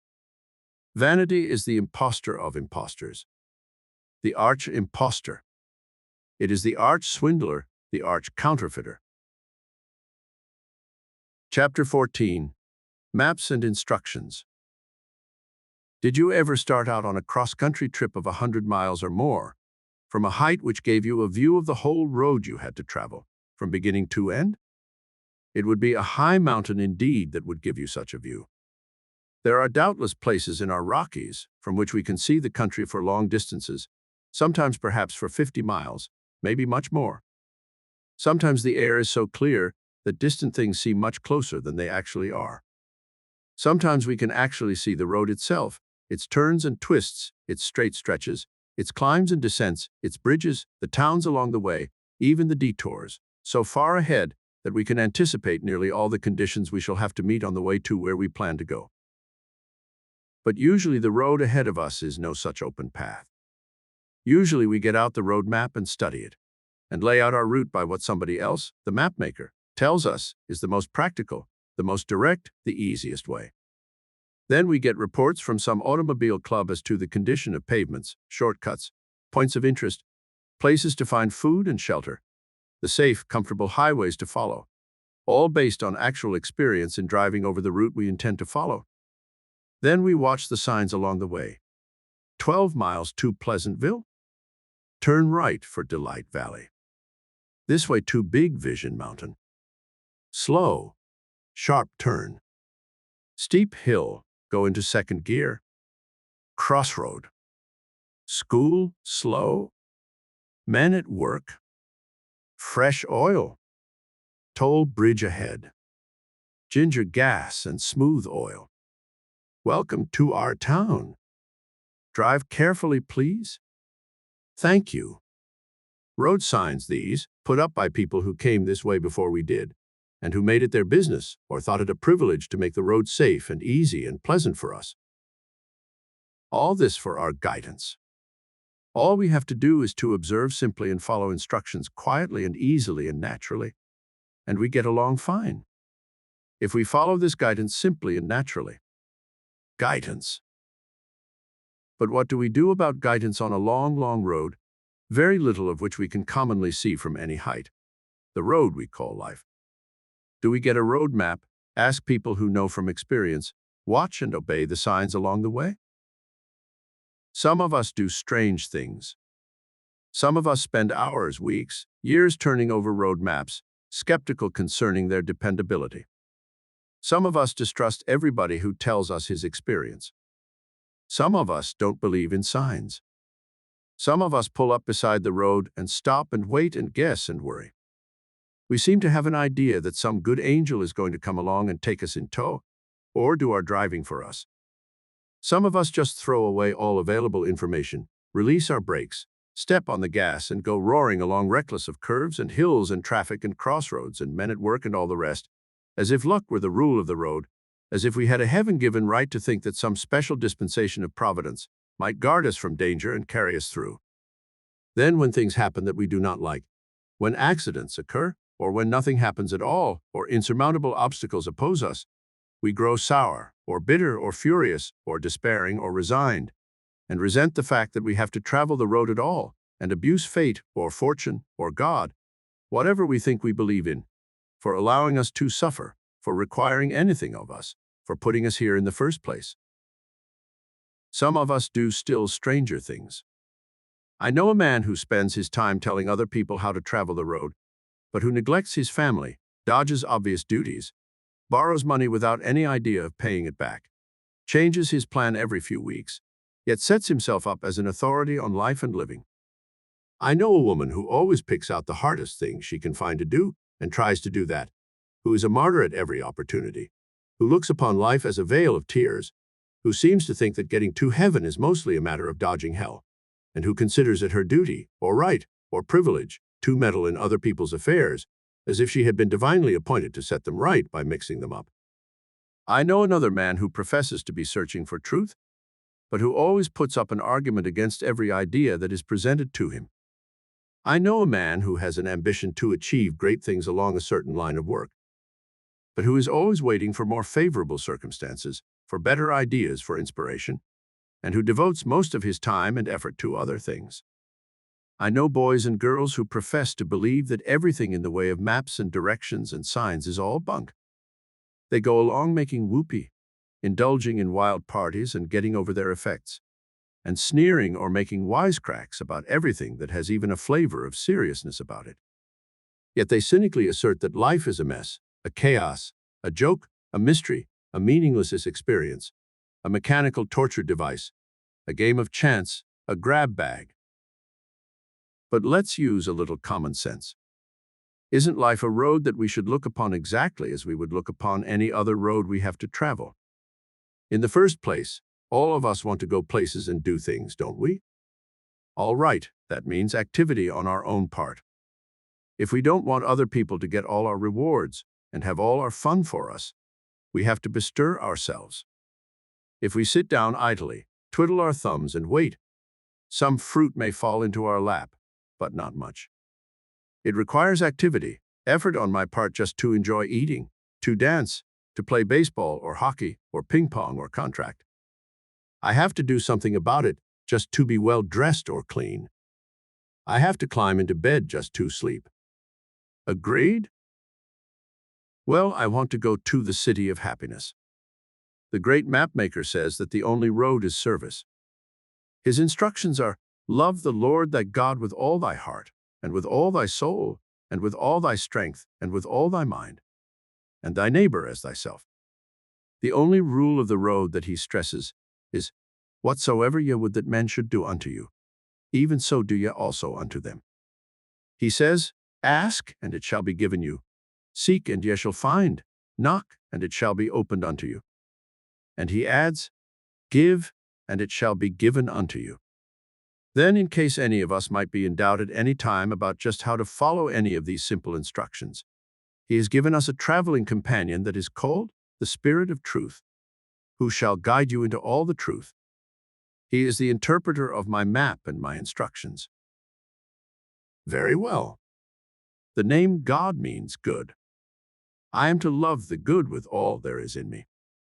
I am to treat my neighbor as I want him to treat me, not only giving him a square deal, but being as helpful to him as I can be, always. I am to act kindly toward him, speak kindly of him, think kindly about him, exactly as I want him to do toward me. Then I am to ask, seek, and knock actively in search of the things that are my heart's desires. Delight thyself also in Jehovah, and he will give thee the desires of thy heart. I am to give out what I want to get back. And when in doubt, I am to consult the Spirit of Truth, who travels along with me in my heart. Plain instructions, surely. The only thing that ever confuses me is how to consult the Spirit of Truth. Going into the silence is a mystery to many of us. But it need not be if we just realize that it means not merely relaxing the body and calming the mind, though both are preparations for hearing the still small voice of Spirit. It means simply getting honest with ourselves. It means shutting out of the closet of a person's heart all the voices of self-deception, expediency, trickery, pretense, splurge, and letting the voice of Spirit tell him what really is good, what really is right, what really is kind, what really is giving. It means disregarding outside considerations of reward or punishment, and just trying genuinely to see what is truth, with the purpose of doing the thing that is right and trusting God for the results. It means submitting a definite problem to Spirit for his solution, not offering argument.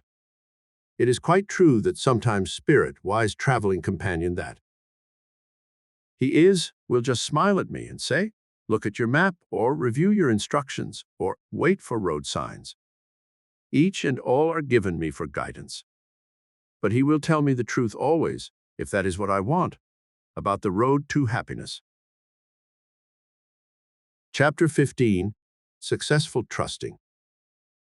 There is a kind of giving that sometimes seems harder to practice than any other. But that should be easier, namely, the giving of ourselves. Surrender. It ought to be easy for me to give to God. To give him my troubles, for instance. To give him the responsibility for the result of my efforts. To give him the care of my interests. To put my fortunes into his hands. To entrust him with my health. And with my hopes. It ought to be as easy as it is to give to him all responsibility for developing the seed that I put into the ground. It should be as easy as trusting him to keep the boat that I launch afloat. It should be as easy as trusting him to see that I get nourishment from the food I eat. But I find it hard to leave to God the responsibility of paying me for the work I do. I am afraid, perhaps, that somebody else besides God is going to have a good deal to say about the pay I get for what I do. Some human being who is unfair or grasping or jealous or ruthless may step in and declare that my work is not good enough, or is not of the right kind, or is not delivered in time, or should not be paid for at all. I am afraid that this person or that person may have more to say about whether I get paid and how much than God will have to say. So I worry and fear and despair. But what is the very essence of a belief in a loving Father? Isn't it faith that my Father cares about what happens to me? Isn't it faith that he wants things to be well with me, that he wants me to be well, that he wants me to be happy, that he wants me to be successful, that he wants me to be well paid for what I do? If that isn't what it means, then what does it mean? God asks us to do two things, doesn't he? And only two things. Love and trust. Love him and his other creatures, and trust him for the result of loving. What else does he ask or command me to do? Aren't all the rest of our instructions simply echoes of these? Well, if that's all I have to do, what's hard about it? Don't I merely make it hard by thinking it must all be much more complicated than that? Don't I make it hard by trying to hang on to something more than that to do? Don't I cling to the idea that my whole duty cannot be comprised in any such easy, happy, delightful obligations as just loving and trusting? Isn't it my trouble that I can't quite bring myself to believe that results will come from just loving and trusting? Results in terms of my heart's desires. Well, if that is true, then I'm not really surrendering to God, am I? I'm still hesitant, trembling, afraid, and fear is certainly not trust. Two articles appearing in Unity have expressed the idea of what trust is in a very wonderful way. One is Let Go by Elizabeth Hill, published in Unity in January 1930, and the other, Lovingly in the Hands of the Father by Evelyn Whittle, published in Unity, October 1928, and subsequently in book form. The titles of these two expressions of the trusting spirit are in themselves revealing. Let go means just what it says. Don't try to hang on. Lovingly in the hands of the Father means putting it in his hands and leaving it there. As a matter of fact, when we have let go and left it lovingly in the hands of the Father, we have gone the whole way in trusting. There is nothing more we can do on that side. The Bible is packed full of promises of what will happen to us when we trust. In the Moffat translation, which puts the Bible in modern terms, in the 3rd chapter of Proverbs, beginning with the 5th verse, we find, "Rely with all your heart on the Eternal, and do not lean upon your own insight. Have mind of him wherever you may go, and he will clear the road for you. Never pride yourself on your own wisdom, revere the Eternal, and draw back from sin. That will mean health for your body and fresh life to your frame. Honor the Eternal with your wealth, and with the best of all you make. So shall your barns be full of corn, and your vats brim over with new wine." What is there that is hard about that? Is it hard to rely with all your heart? Is it hard to have mind of him? Is it hard to revere the Eternal, or to draw back from sin? Is it hard to honor him with your wealth? And if you will do those things, you are told that he will clear the road for you. He will give you health. He will give you abundant supply. In the same version of the Bible, in the 62nd Psalm, we find, "Leave it all quietly to God, my soul. My rescue comes from him alone. Rock, rescue, refuge, he is all to me. Never shall I be overthrown." But do we leave it all quietly to God? Do we leave it all quietly to God? Our hopes and our fears, our aspirations and ambitions, our dreads and anxieties, our cares and our obligations, our successes and our failures, our tasks and our decisions, our abilities and our inspirations. Do we? How often do you catch yourself worrying about how to talk with some person about some interest of yours that you want to interest him or her in also? How often do you fear that you will say the wrong thing or won't think of the right thing to say? How often do you worry about the effect of what you have said or done, or left unsaid or undone? Have I made a sale? Have I won a friend? Have I persuaded an opponent? Have I made an enemy? Does that person like me? Will this person slander me? Shall I get credit for this piece of good work? Shall I be unfairly blamed for that? Shall I have enough money to pay my expenses next month, or next week, or tomorrow, or tonight? Can I afford to help this beggar? Can I take that vacation trip? Have I made a fool of myself? How can I meet this stranger?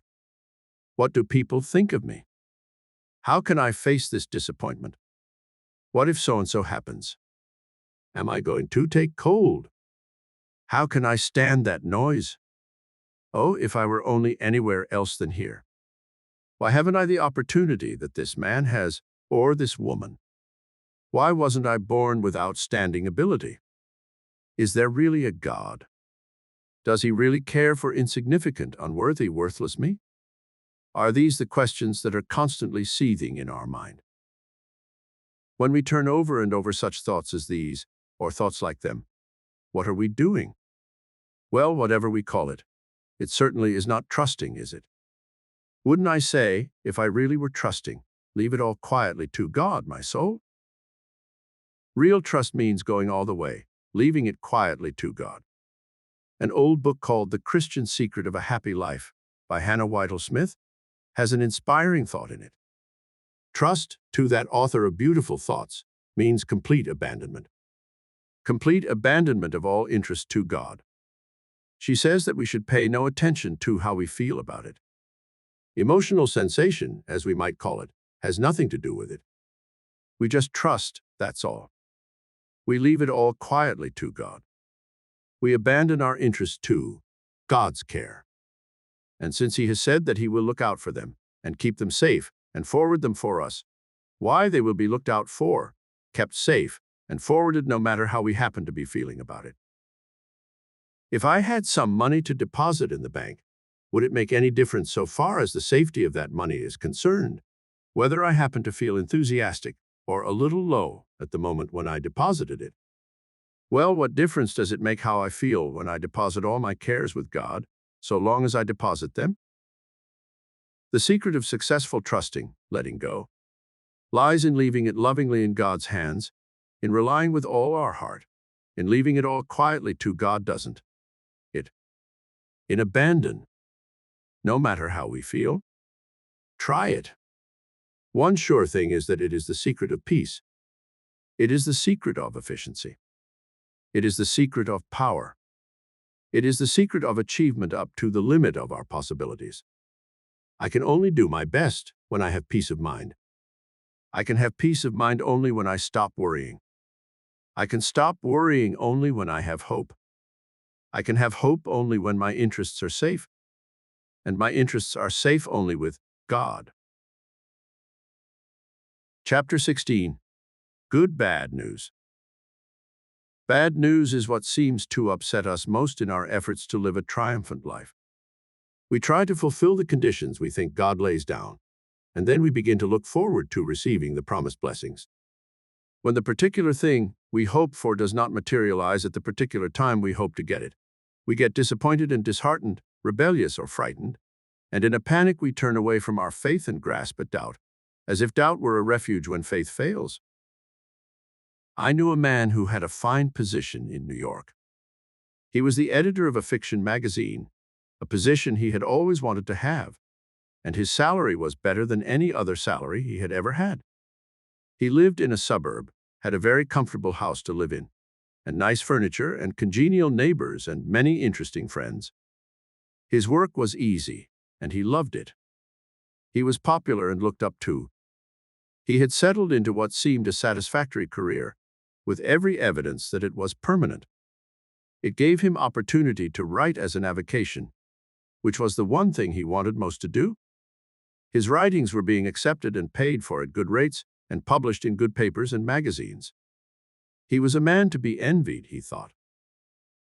Then suddenly, out of a clear sky, one day he received a note from his employer, the publisher, telling him that his services would not be needed after the following week. He was ousted from his comfortable job. His fine salary stopped. He had to give up his comfortable home. He had to move away from his congenial friends and neighbors. He looked upon that note from his employer, which began all this change of circumstances for him, as bad news. Very, very bad news. He had to leave New York, where he liked to live. He went wandering about the country, trying to make a living by writing, and trying to find a cheap place to live, because his earnings were small. Hard times came along, and the magazines too, which he had formerly consistently sold his writings, began to curtail their buying, and his market vanished. He got poorer and poorer. Every time one of his stories was declined by an editor who formerly bought his stories, he thought it was bad news. Every time he read a newspaper, he found statements about the hard times in it, and he thought that was bad news too. He settled in a small town in upstate New York, where he seemed to find conditions that suited his purposes. He was just beginning to get well started there in making friends, and was beginning to hope that he might weather the hard times there.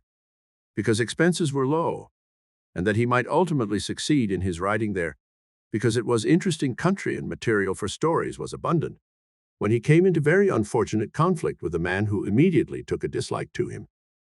This man had influence enough in the town to make it very uncomfortable for him to stay there. So this writer-editor felt that he had to move again.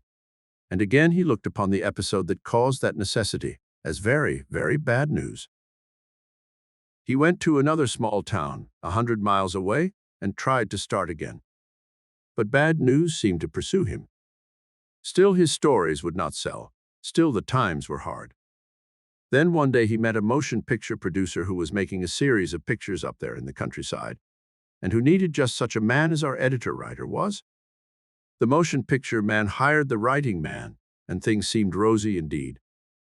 The work was novel and interesting, and the pay was better than any the writer had previously received. Everything went well for a few weeks. Then suddenly one day the motion picture company came to the end of its contract with the firm that distributed its product, and the contract was not renewed. Bad news in the shape of discharge from employment came once more into the writing man's experience. Bad news. Bad news. But the motion picture producer gave the writing man a letter of recommendation, which he took back to New York, where he got into another motion picture company. Presently his salary began to increase, and his authority to rise, and his position to become more important. Inside of a year he was getting more than twice as much salary as he had received as an editor. Inside of 2 years his salary was more than 3 times as much as he had received as an editor. Year by year his income increased. In 3 years, his income had multiplied to 5 times its original proportions, and when 6 years had passed, his income was nearly 10 times that which had been paid him in the position from which he had been discharged. Now, all other questions aside, where was the bad news? If he had not been discharged from his comfortable editorial berth, he would not have been footloose. If he had not been forced to reduce his expenditures, he would not have gone to the country. If he had not been virtually driven out of one town by the ill will of an enemy, he would not have gone to the town where the motion picture company was at work. If he had not failed to sell his stories to the magazines, he would never have taken a first job in the movies, and if the first job in the movies had not come suddenly to an end, he would never have gotten the later, bigger ones. Bad news. What is bad news? This sounds like a chapter of accidents, but its meaning seems fairly clear. Bad news may not be bad news at all. It may be good news. It depends on how you look at it. It depends on how long you look at it. It depends on what you do with it, what you do about it. Instead of taking news that disappoints us or postpones events for which we are wishing as bad news, why not look more closely to discover just what it means? Why not take it for granted that it is good news? Good bad news, we may call it, if we are permitted to be whimsical. Why not take it for granted that all news is merely directions for the road that we want to travel? When you are driving cross-country, you come to a stop sign. You don't think that is bad news, do you? Of course it isn't. It is merely the best way of telling you that you have come to a highway, where the best way to avoid an accident is to stop till you are sure the road is clear for you to go ahead. Or you come to the top of a steep hill, and the safest thing to do is to go into second gear and go down slowly. Or maybe you have come upon a detour sign. Is that bad news? Maybe it seems so sometimes. But it simply tells you that a side road is the best way to get where you want to go. The detour and the stop may seem to delay you, but not so long as getting stuck in mud or sand, or turning back from a washed-out bridge, or having an accident would delay you. So the signs are good-bad news. A large part of the news we get seems bad to us at first. But if we will look upon it as good, it will turn out to be good. There is all old saying, it is an ill wind that blows nobody good. It might be changed to read truthfully, it is an ill wind that does not blow good in the end. Paul says, overcome evil with good. Did you ever think of overcoming bad news with good, that is, by just seeing it as good news from the start? Surprising good news sometimes, of course, but nevertheless good? You will be astonished how suddenly and surely all bad news will be transformed into good news when you are determined to see it that way. Someone has said that we should look upon every event in life as a heavenly messenger, sent direct to us to show us the way to go or what to do to realize our heart's desires. That is one of the wisest and best of all sayings. Calling these messengers or messages good-bad news is just a way of making the idea arresting, thought-provoking, memorable. It doesn't matter what we call news if we see it as good. No matter what the news is, if the weather model says rain, if the letter that we looked for does not come, if the decision is against our hopes, if the bank fails, if the doctor shakes his head, just stop, look, and listen, and the real meaning of it will show itself. Bad news? What shall I do about it? Get still and think about it quietly. Intuition and inspiration will surely throw light upon it that will transform its whole appearance, that will open it up in beauty as the sun opens a flower. Chapter 17, Harvest. What will you have? Quoth God.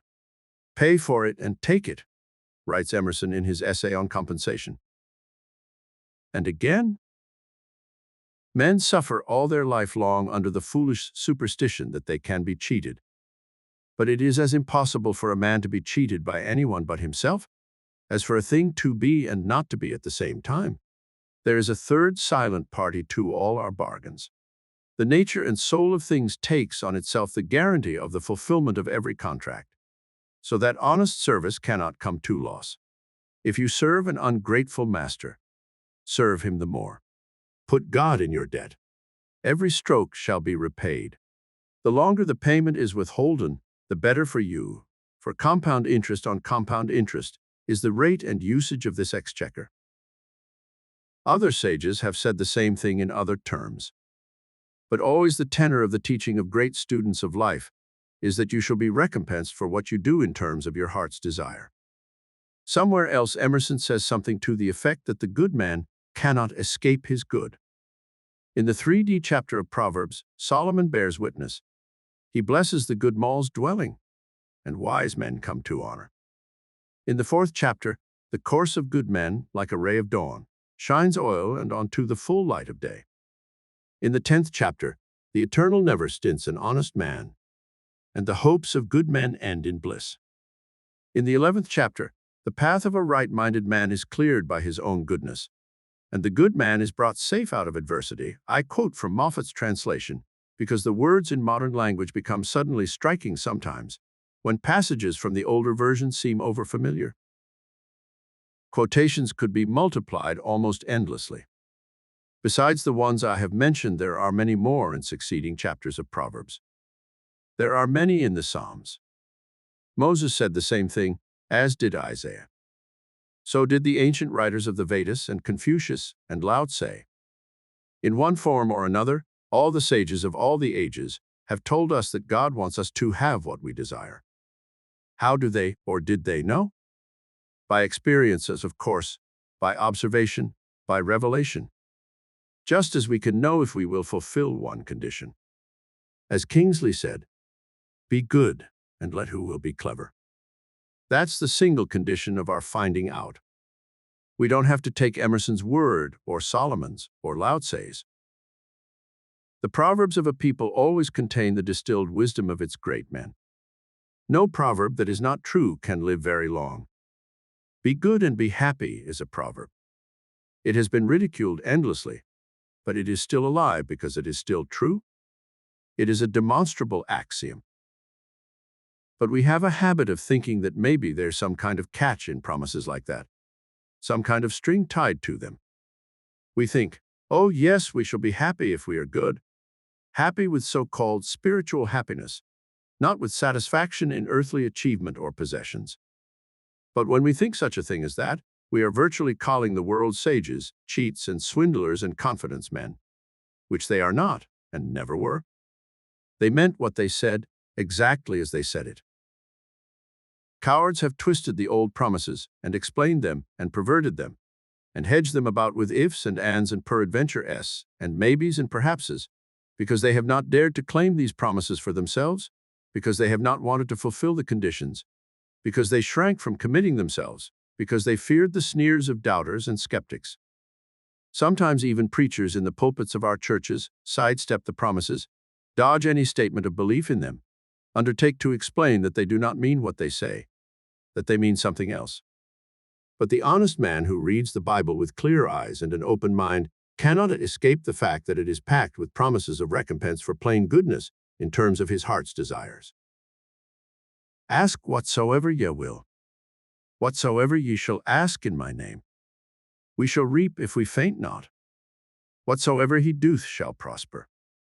Take the good book and thumb it over with some notion that it actually means what it says, that it records the genuine experiences of men with God. You will find that it sets forth what we could say with all reverence in modern parlance is a square-shooting God, a God of his word. But better even than thumbing through the Bible is putting it to the test. Have you ever tried making a soft answer to an irate traffic officer? Have you ever tried doing the fellow a good turn who has been trying to injure you? Have you ever tried promoting the interests of a rival? Have you ever let the other fellow have the credit that rightfully belonged to you? If you have, can you honestly say that so-called spiritual satisfaction is the only recompense you have received? That's a challenge. Answer it. Not to me, of course, to your own heart. Do you know why we sometimes think no reward comes from doing right? Just plain right, without regard to anything else. It is because we look for some immediate return from the person or persons who receive the benefit of our act or acts. That's why we take too narrow a view. We forget about the bread cast upon the waters, we overlook the dollars and cents value of reputation, of repeat business, of the satisfied customer, of commercial credit. The fact is that very seldom does the return come from the person we have benefited, or on the day of the benefit, or in the same form as the right deed. If for no other purpose, some of us should keep diaries to record our efforts to do right and the course our lives take subsequently. Sometimes the results are as obscure as some of the workings of nature. Snow melts on a mountain top, and somewhere miles below bubbles up a spring. The glacier deposits soil that someday becomes a fertile countryside. A beetle we look upon as a nuisance destroys an unrecognized parasite pest. I trust in the Lord and do good today, and tomorrow in some emergency he directs my paths. I am merely kind today, and tomorrow somebody does me a special favor that more than balances the scales. If not tomorrow, maybe next week, maybe next year. But somebody objects. Next year is too long to wait. Why so? In the morning sow thy seed, and in the evening withhold not thy hand. For thou knowest not which shall prosper, whether this or that, or whether they both shall be alike good. If I want my good to be a steady inflowing stream, I must keep on doing good steadily. I should be a merchant of many enterprises, all going at once, and all eventually bringing back their meed of profit. Living is a marvelous enterprise. Right living brings a marvelous return, even during depressions. In the bright lexicon of truth, there is no such word as depression. God is no trickster. He is as honest with you and me as we are with ourselves. Yes, and much more honest. Basil King, in his Conquest of Fear, calls him the greatest of all paymasters, and says, "He pays me, and he pays me well. He will not fail to pay me." And God's standard of reward is abundantly above all that we ask or think. Spiritual reward. Certainly. That's the best part. But with all these things added, I think I have written elsewhere that it sometimes seems to me we ought to reverse our usual procedure. Instead of trying to provide material things for ourselves and leaving God to look after our spiritual affairs, we should attend to our spiritual affairs and let God take care of our material interests. Is not that exactly what he asks us to do? Isn't that what Jesus meant when he said, "Seek ye first his kingdom, and all these things shall be added, and your heavenly Father knoweth that ye have need of all these things"? O ye of little faith? Do you think God delights to befool you? Answer that. Not to me, in your own heart. Well, if not, then why not try this? Bring ye the whole tithe good deeds into the storehouse, and prove me God now herewith, if I will not open you the windows of heaven and pour you out a blessing, that there shall not be room enough to receive it. That's a challenge too. Why not take it up? Then you won't need to be guided by the sayings of other wise men. You yourself will be wise. You will know. Chapter 18. My own will come to me. All my life I have known in a vague way that getting money is the result of earning it, but I have never had a perfect vision of that fact till recently. If I give to anybody service of a kind that he wants, I shall get back the benefit myself. If I give more service, I shall get more benefit. If I give a great deal more, I shall get a great deal more. But I shall get back more than I give. If I give more to my employer than he expects of me, he will give me a raise, and on no other condition. What is more, his giving me a raise does not depend on his fair-mindedness. He has to give it to me or lose me, because if he does not appreciate me, somebody else will. But this is only part of it. If I give help to the man whose desk is next to mine, it will come back to me multiplied, even if he is apparently a rival. What I give to him, I give to the firm, and the firm will value it, because it is teamwork in the organization that the firm primarily wants, not brilliant individual performance. If I have an enemy in the organization, the same rule holds. If I give him, with the purpose of helping him, something that will genuinely help him, I'm giving service to the organization. Great corporations appreciate the peacemaker, for a prime requisite in their success is harmony among employees. If my immediate boss is unappreciative, the same rule holds. If I give him more in advance of appreciation, he cannot ultimately withhold his appreciation and keep his own job. The more you think about this law, the deeper you will see it goes. It literally hands you a blank check, signed by the maker of universal law, and leaves you to fill in the amount and the kind of payment you want. Mediocre successes are those of men who obey this law a little way, who fill in the check with a small amount, but who stop short of big vision in doing it. If every employee would only get the idea of this law firmly fixed in his mind as a principle not subject to wavering with fluctuating moods, the success of the organization would be miraculous.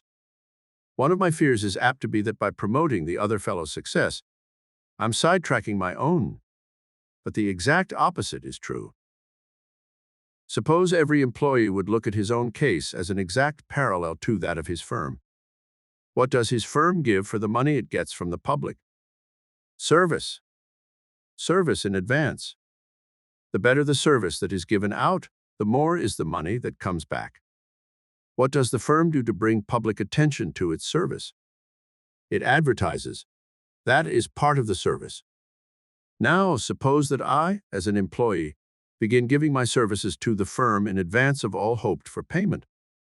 I cannot do anything constructive in that firm's office or store or plant or premises that is not service, from filing a letter correctly, to mending the fence, or pleasing a customer, from looking up a word for the stenographer, to encouraging her to look it up herself, from demonstrating a machine to a customer, to encouraging him to demonstrate it himself, from helping my immediate apparent rival to get a raise, to selling the whole season's output. As for advertising myself, I begin advertising myself the moment I walk into the office or the store or the shop in the morning. I cannot help it. Everybody who looks at me sees my advertisement. Everybody around me has my advertisement before his eyes all day long. So has the boss, my immediate chief, and the head of the firm, no matter where they are. And if I live up to my advertising, nobody can stop me from selling my goods, my services. The more a man knocks me, the more he advertises me, because he calls attention to me. And if I am delivering something better than he says I am, the interested parties, my employers, will see it and will not be otherwise influenced by what he says. More than that, I must give to every human being I come in contact with, from my wife to the bootblack who shines my shoes, from my brother to my sworn foe. Sometimes people tell me to smile, but the smile I give must be a real smile that lives up to its advertising.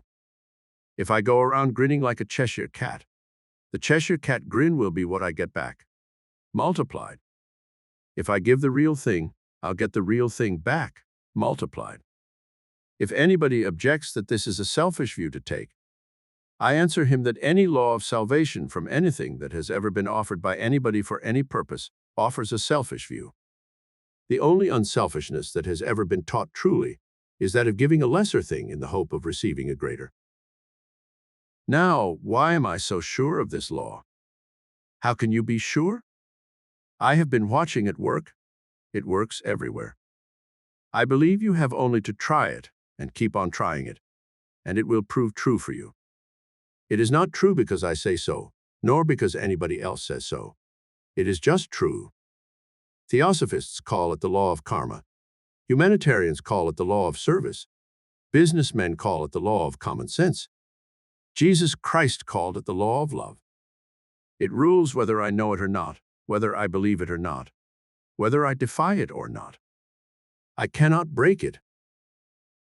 Now, without referring to any religious idea you may have about Jesus of Nazareth, without considering whether he was or was not divine, recall that he spoke these words, "Give, and it shall be given unto you. Good measure, pressed down, shaken together, running over." And this appears certainly to be so, not because he said it, not because God himself has said it, but because it is truth, which we all, whether we admit it or not, worship as God. No man can honestly say that he does not put the truth supreme. It is true, this principle of giving and receiving, only there are few men who go the limit on it. But going the limit is the way to unlimited returns. Well then, what shall I give? What I have, of course. Suppose you believe in this idea, and suppose you start giving it out, the idea itself, tactfully, wisely, and start living it yourself in your business organization. How long do you think it will be before you are a power in that organization, recognized as such and getting pay as such? If this idea is true, it is more valuable than all the cleverness and special information you can possibly possess without it. What you have, give to everybody. If you have an idea, do not save it for your own use only. Give it. It is the best thing you have to give, and therefore the thing that will bring the best back to you. I begin to suspect that if a man would follow this principle, even to his trade secrets, he would profit steadily more and more certainly than he will by holding on to anything exclusively for himself. He would never have to worry about his own affairs, because he would be working on the basis of fundamental law. Law never fails, and it will be easy for you to discover what is or is not law. And if law is worth using part of the time, it is worth using all the time. Look around you first with an eye to seeing the truth, and then put the thing to the test. If our reasoning is sound, through both methods of investigation, you will find a blank check waiting for you to fill in with whatsoever you pray and ask for, and a new way to pray and to get what you pray for. Chapter 19. When I am unaware. I heard a wonderful sermon once on the subject of unconscious influence. The idea expressed was that whatever influence we have on others or in the world at large will always be almost wholly unknown to us. Our unconscious influence will always be as much greater than our conscious influence, as the proverbial part of the iceberg underwater is greater than that above the surface, as much greater as my so-called subconscious mind is greater than my conscious mind. How do I know what my influence on the baby in the cradle is, or how far-reaching it is? It may affect him profoundly and extend on throughout his whole life, for good or ill. My harsh word to his mother may lay the foundation for his attitude toward her, toward all women. My love for her, expressed, may set his standard for all his years. I think he is too young to take notice of things. But that is not true. Child specialists have said that a human being's character is largely formed before he is 3 years old. What part has my unconscious influence in forming it?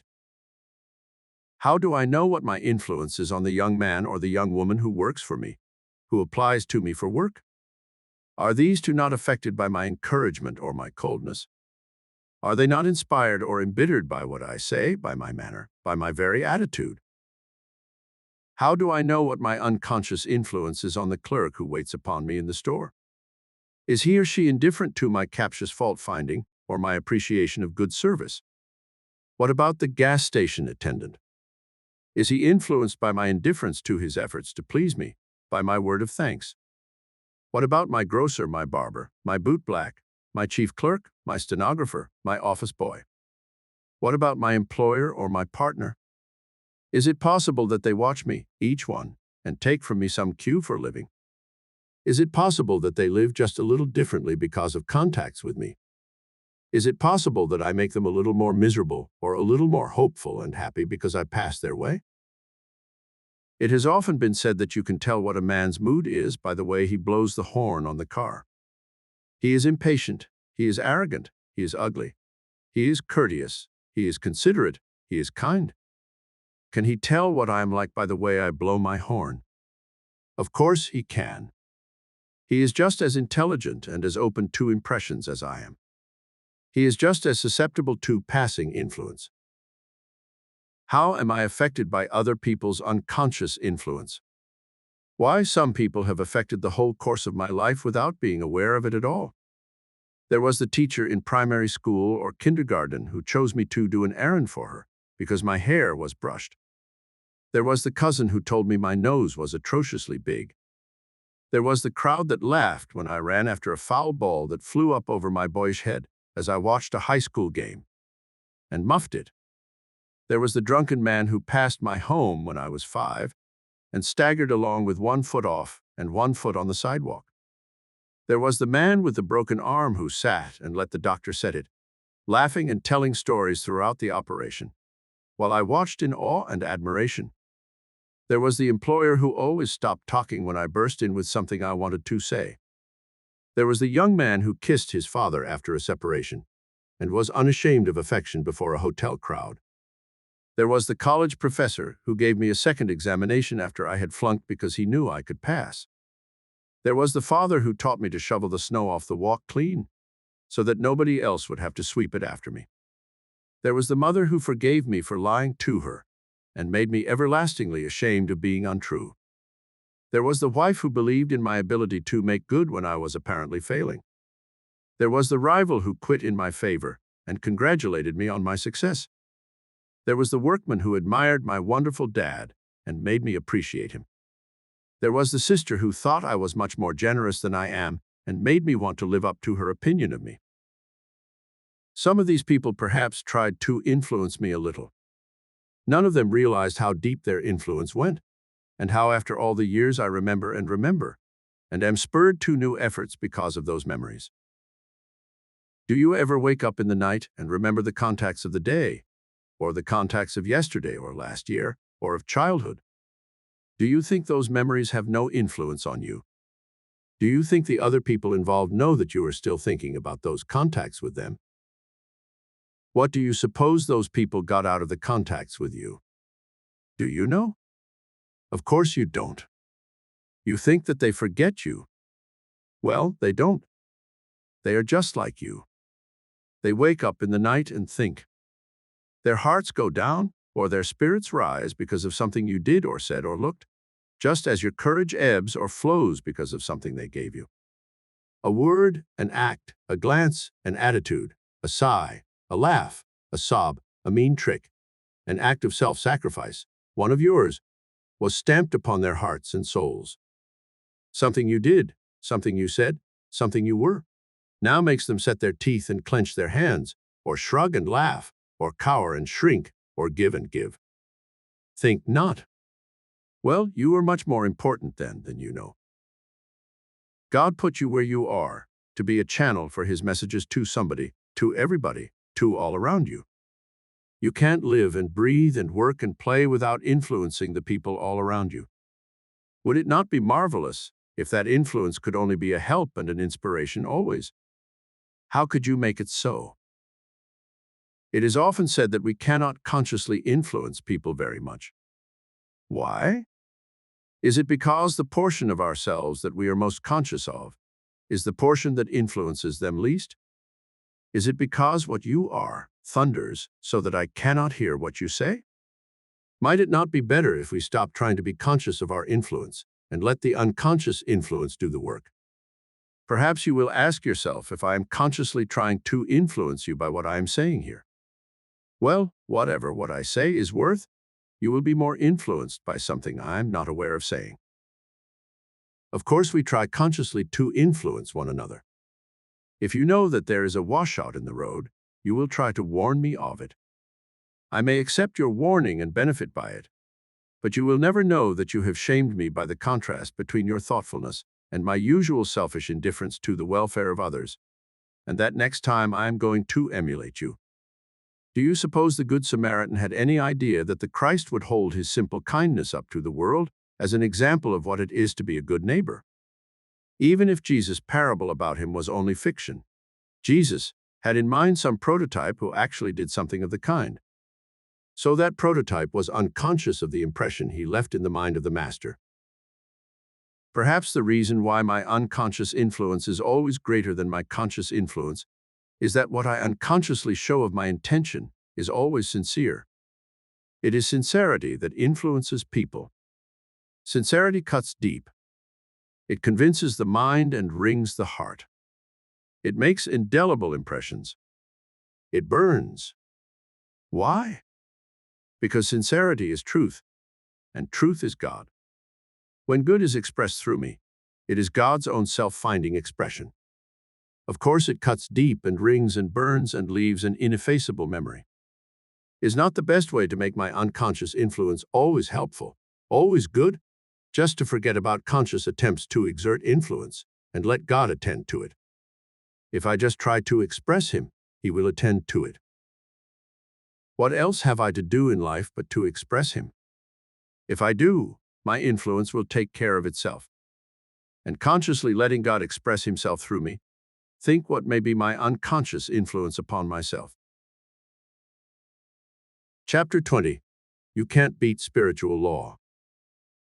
The law is that what I give out comes back to me multiplied. Then the way to success of any kind, as I may convince myself by experience, is to begin giving out what I want to have come back. If I have no money, obviously I cannot give money. But money is the mere symbol of service, and I can always give service of some kind. The way for me to give is to give something that I have to the person nearest to me who needs it most, without expectation of return from him or her, knowing that God is my paymaster, and that He is the best of all paymasters. He will pay me, and He will pay me well. He will not fail to pay me, writes Basil King. He will begin paying me when I begin working exclusively for Him. He will not let me work on and on without any encouragement or sign of His approval, just to see how long I can stand it. He will give me the help I need because He cannot help giving it. He too conforms to the law because He is the law. Let us try to remember, you and I, that we are working with real law all the time. If you turn on the electric current, you get light or heat because you are obeying a law. If you obey the law, you cannot help getting light or heat. Well, if you turn on the law of giving, you cannot help receiving, can you? The greatest blessing that ever came into my life, and I mean concrete, material blessing too, and not some imaginary or vague uplift of spirit, came when I took up a bit of service I was asked to perform at a time when I was in what I thought desperate straits for material things. It looked as if there was not a chance in the world that any money would come to me as a result of this service. It was not a service for which money is paid. I have never been paid for it in money. As I continued in the service, I did not see that it produced any opportunity to get money. All that it produced was the opportunity to give more unremunerative service. Plenty of people were willing to have me serve them in certain ways. But I had made up my mind that giving was the way to receiving, and I had the sense to stick to it. Or I may better say, I was led to stick to it simply because I was trying to find out how to obey the law. I thought it was not going to pay. I was accustomed to saying that I had tried everything and that nothing produced for me, and I grew discouraged and desperate. But all the time I got along. I was taken care of, in what I thought little ways and ways that did not satisfy me, to be sure, but I was encouraged to go on serving. Emerson says, "If you serve an ungrateful master, serve him the more. Put God in your debt. Every stroke shall be repaid. The longer the payment is withholden, the better for you, for compound interest on compound interest is the rate and usage of this exchequer." I read that over and over and learned it and repeated it and thought it and believed it. Then I learned by heart what Jesus says, "Give, and it shall be given unto you." And I repeated that, and repeated it, and believed it, and stuck to my giving everything I had to the thing I was called upon to do. I am not setting myself up as a model for you. I am simply telling you about a method that did for me what you want done for you. It is like repeating to you a recipe for bread that I once found made good bread, and telling you that it will make good bread for you also if you will follow it exactly. This was my experience when I began to give service. Presently, things began to come to me in unexpected ways, from sources that to all appearances were entirely unconnected with the work I was doing, and I began to get fulfillment of my heart's desires.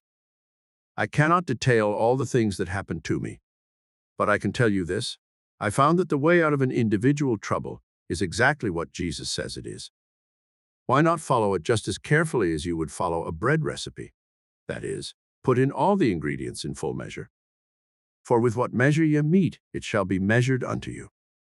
Just let go of worry and believe that the law is going to work. It is, because when people are really willing to do all they really know as their share, if it is law, it never fails to work. Let us apply the principle. Does not your own experience teach you that it will prove itself? If you want a job, begin giving service somewhere along that line. Let us see. God says that if you will commit your ways to Him, He will direct your paths. If you do not know what vocation you should be in, give your services along any line, and your particular line will open to you. Whatsoever He doth shall prosper. So you will find everything that your heart desires: health, money, friends, success, the development of your talents, home, prosperity, love, happiness. For God, if He is law, does not stint anybody. God is the law of love, and He loves you. He sets you the example that He wants you to follow. He gives lavishly, regardless of return, patiently, joyously. Suppose we try His method. Imitate God. He knows how to obey His own law, because He is the law itself.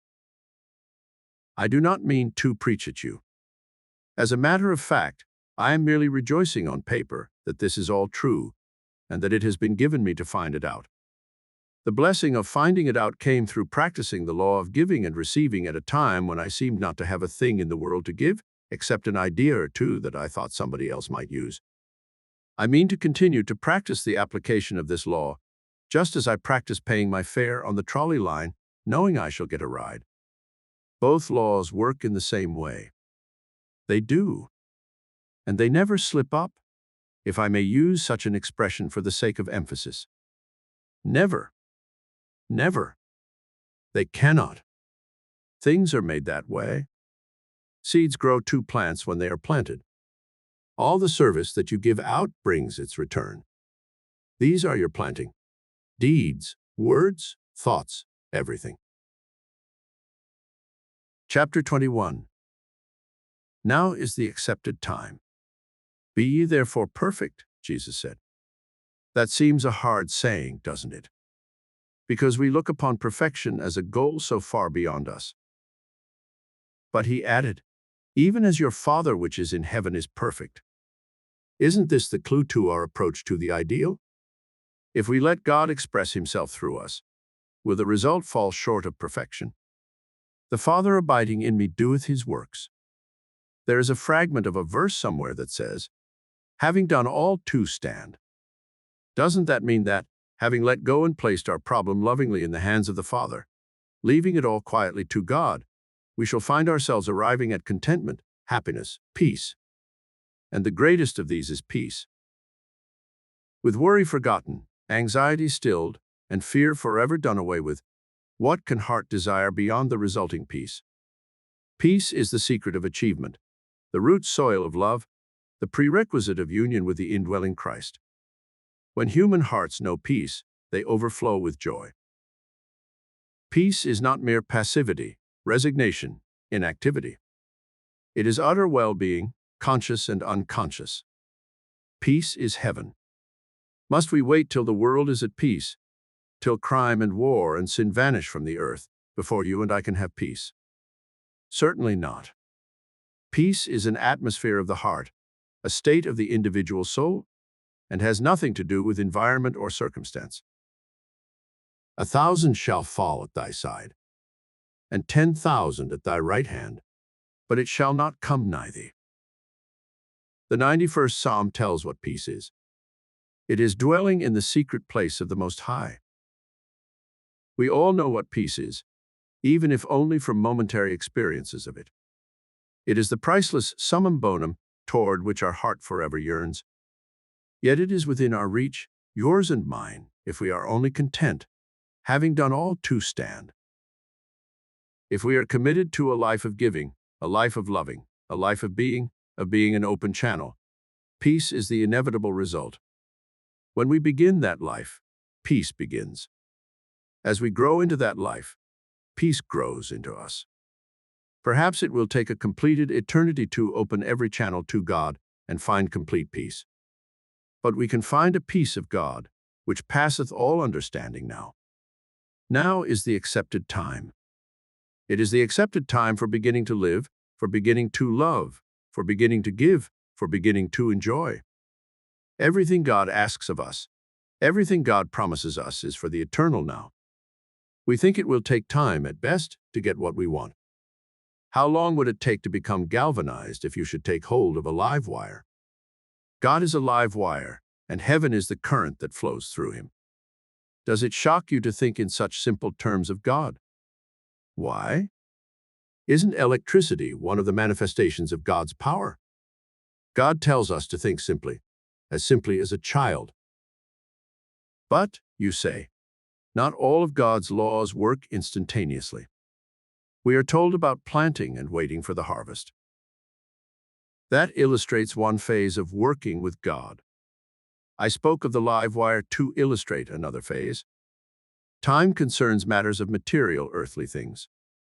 For food and clothes and houses and money I may have to wait a while. But for the big things I do not have to wait at all. If I begin really to work with God, the instantaneous result is love.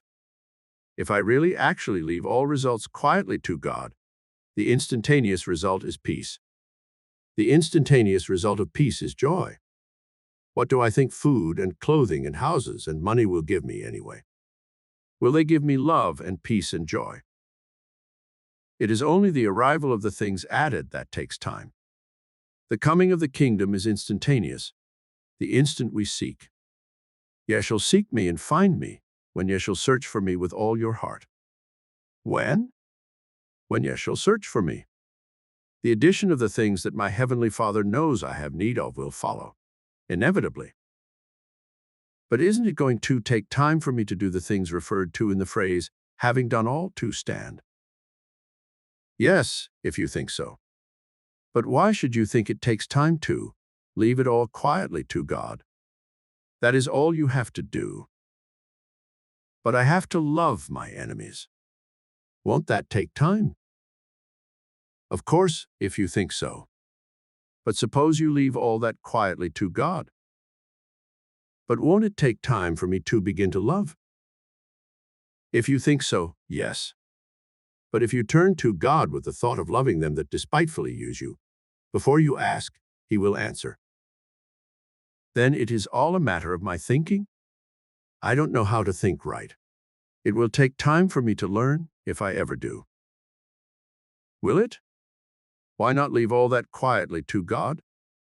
That's right thinking, isn't it? But wait a minute. Won't it take time for me to begin to give? The essence of giving is in the thought of giving, isn't it?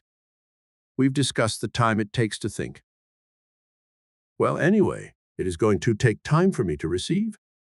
All things whatsoever the Father hath are mine. Do you want tomorrow's food today? But I want health today. Why not leave it all quietly to God? But perhaps I find it impossible to believe all these beautiful things. Why not leave that quietly to God? You see, you can't poke holes in truth. It is unanswerable. All it demands of you is to try it. You find it hard only because you have the habit of believing something else. Anticipating your question, I answer that it doesn't take time to break a habit if you will put it lovingly in the hands of the Father. John Burroughs wrote a fine poem which he called Waiting. Here is the first stanza. Serene, I fold my hands and wait, nor care for wind or tide or sea. I rave no more 'gainst time or fate, for lo, my own shall come to me. Are we not all much too much concerned with activities in the material world? When we think of giving, why not think of the best things we have to give? Love, for instance.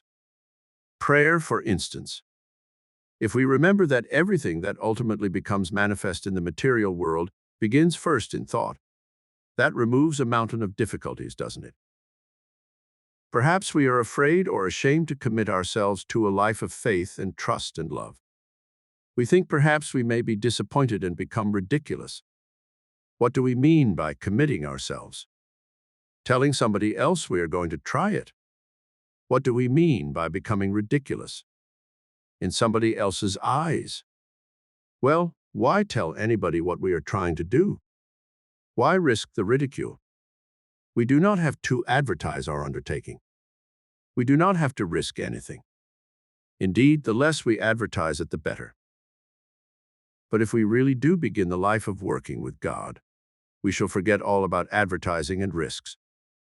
To be sure, what we are doing will advertise itself in results. Instead of ridicule, we shall promptly have large numbers of people around us asking us what has happened to us, how we do it, how they can do it too. We shall have something to give. We shall find it easy to love. We shall gain wisdom. We shall see multiform opportunities on all sides of us. We shall achieve. And there shall be added unto us exceeding abundantly above all that we ask or think. Because when we begin working with God, God works with us, and God works miracles. This recording of Awake the Genius Within Your Mind, Working with God by Gardner Hunting, was presented by David DeAngelis. Sound recording copyright 2022 and produced by Deep Zen Limited 2022.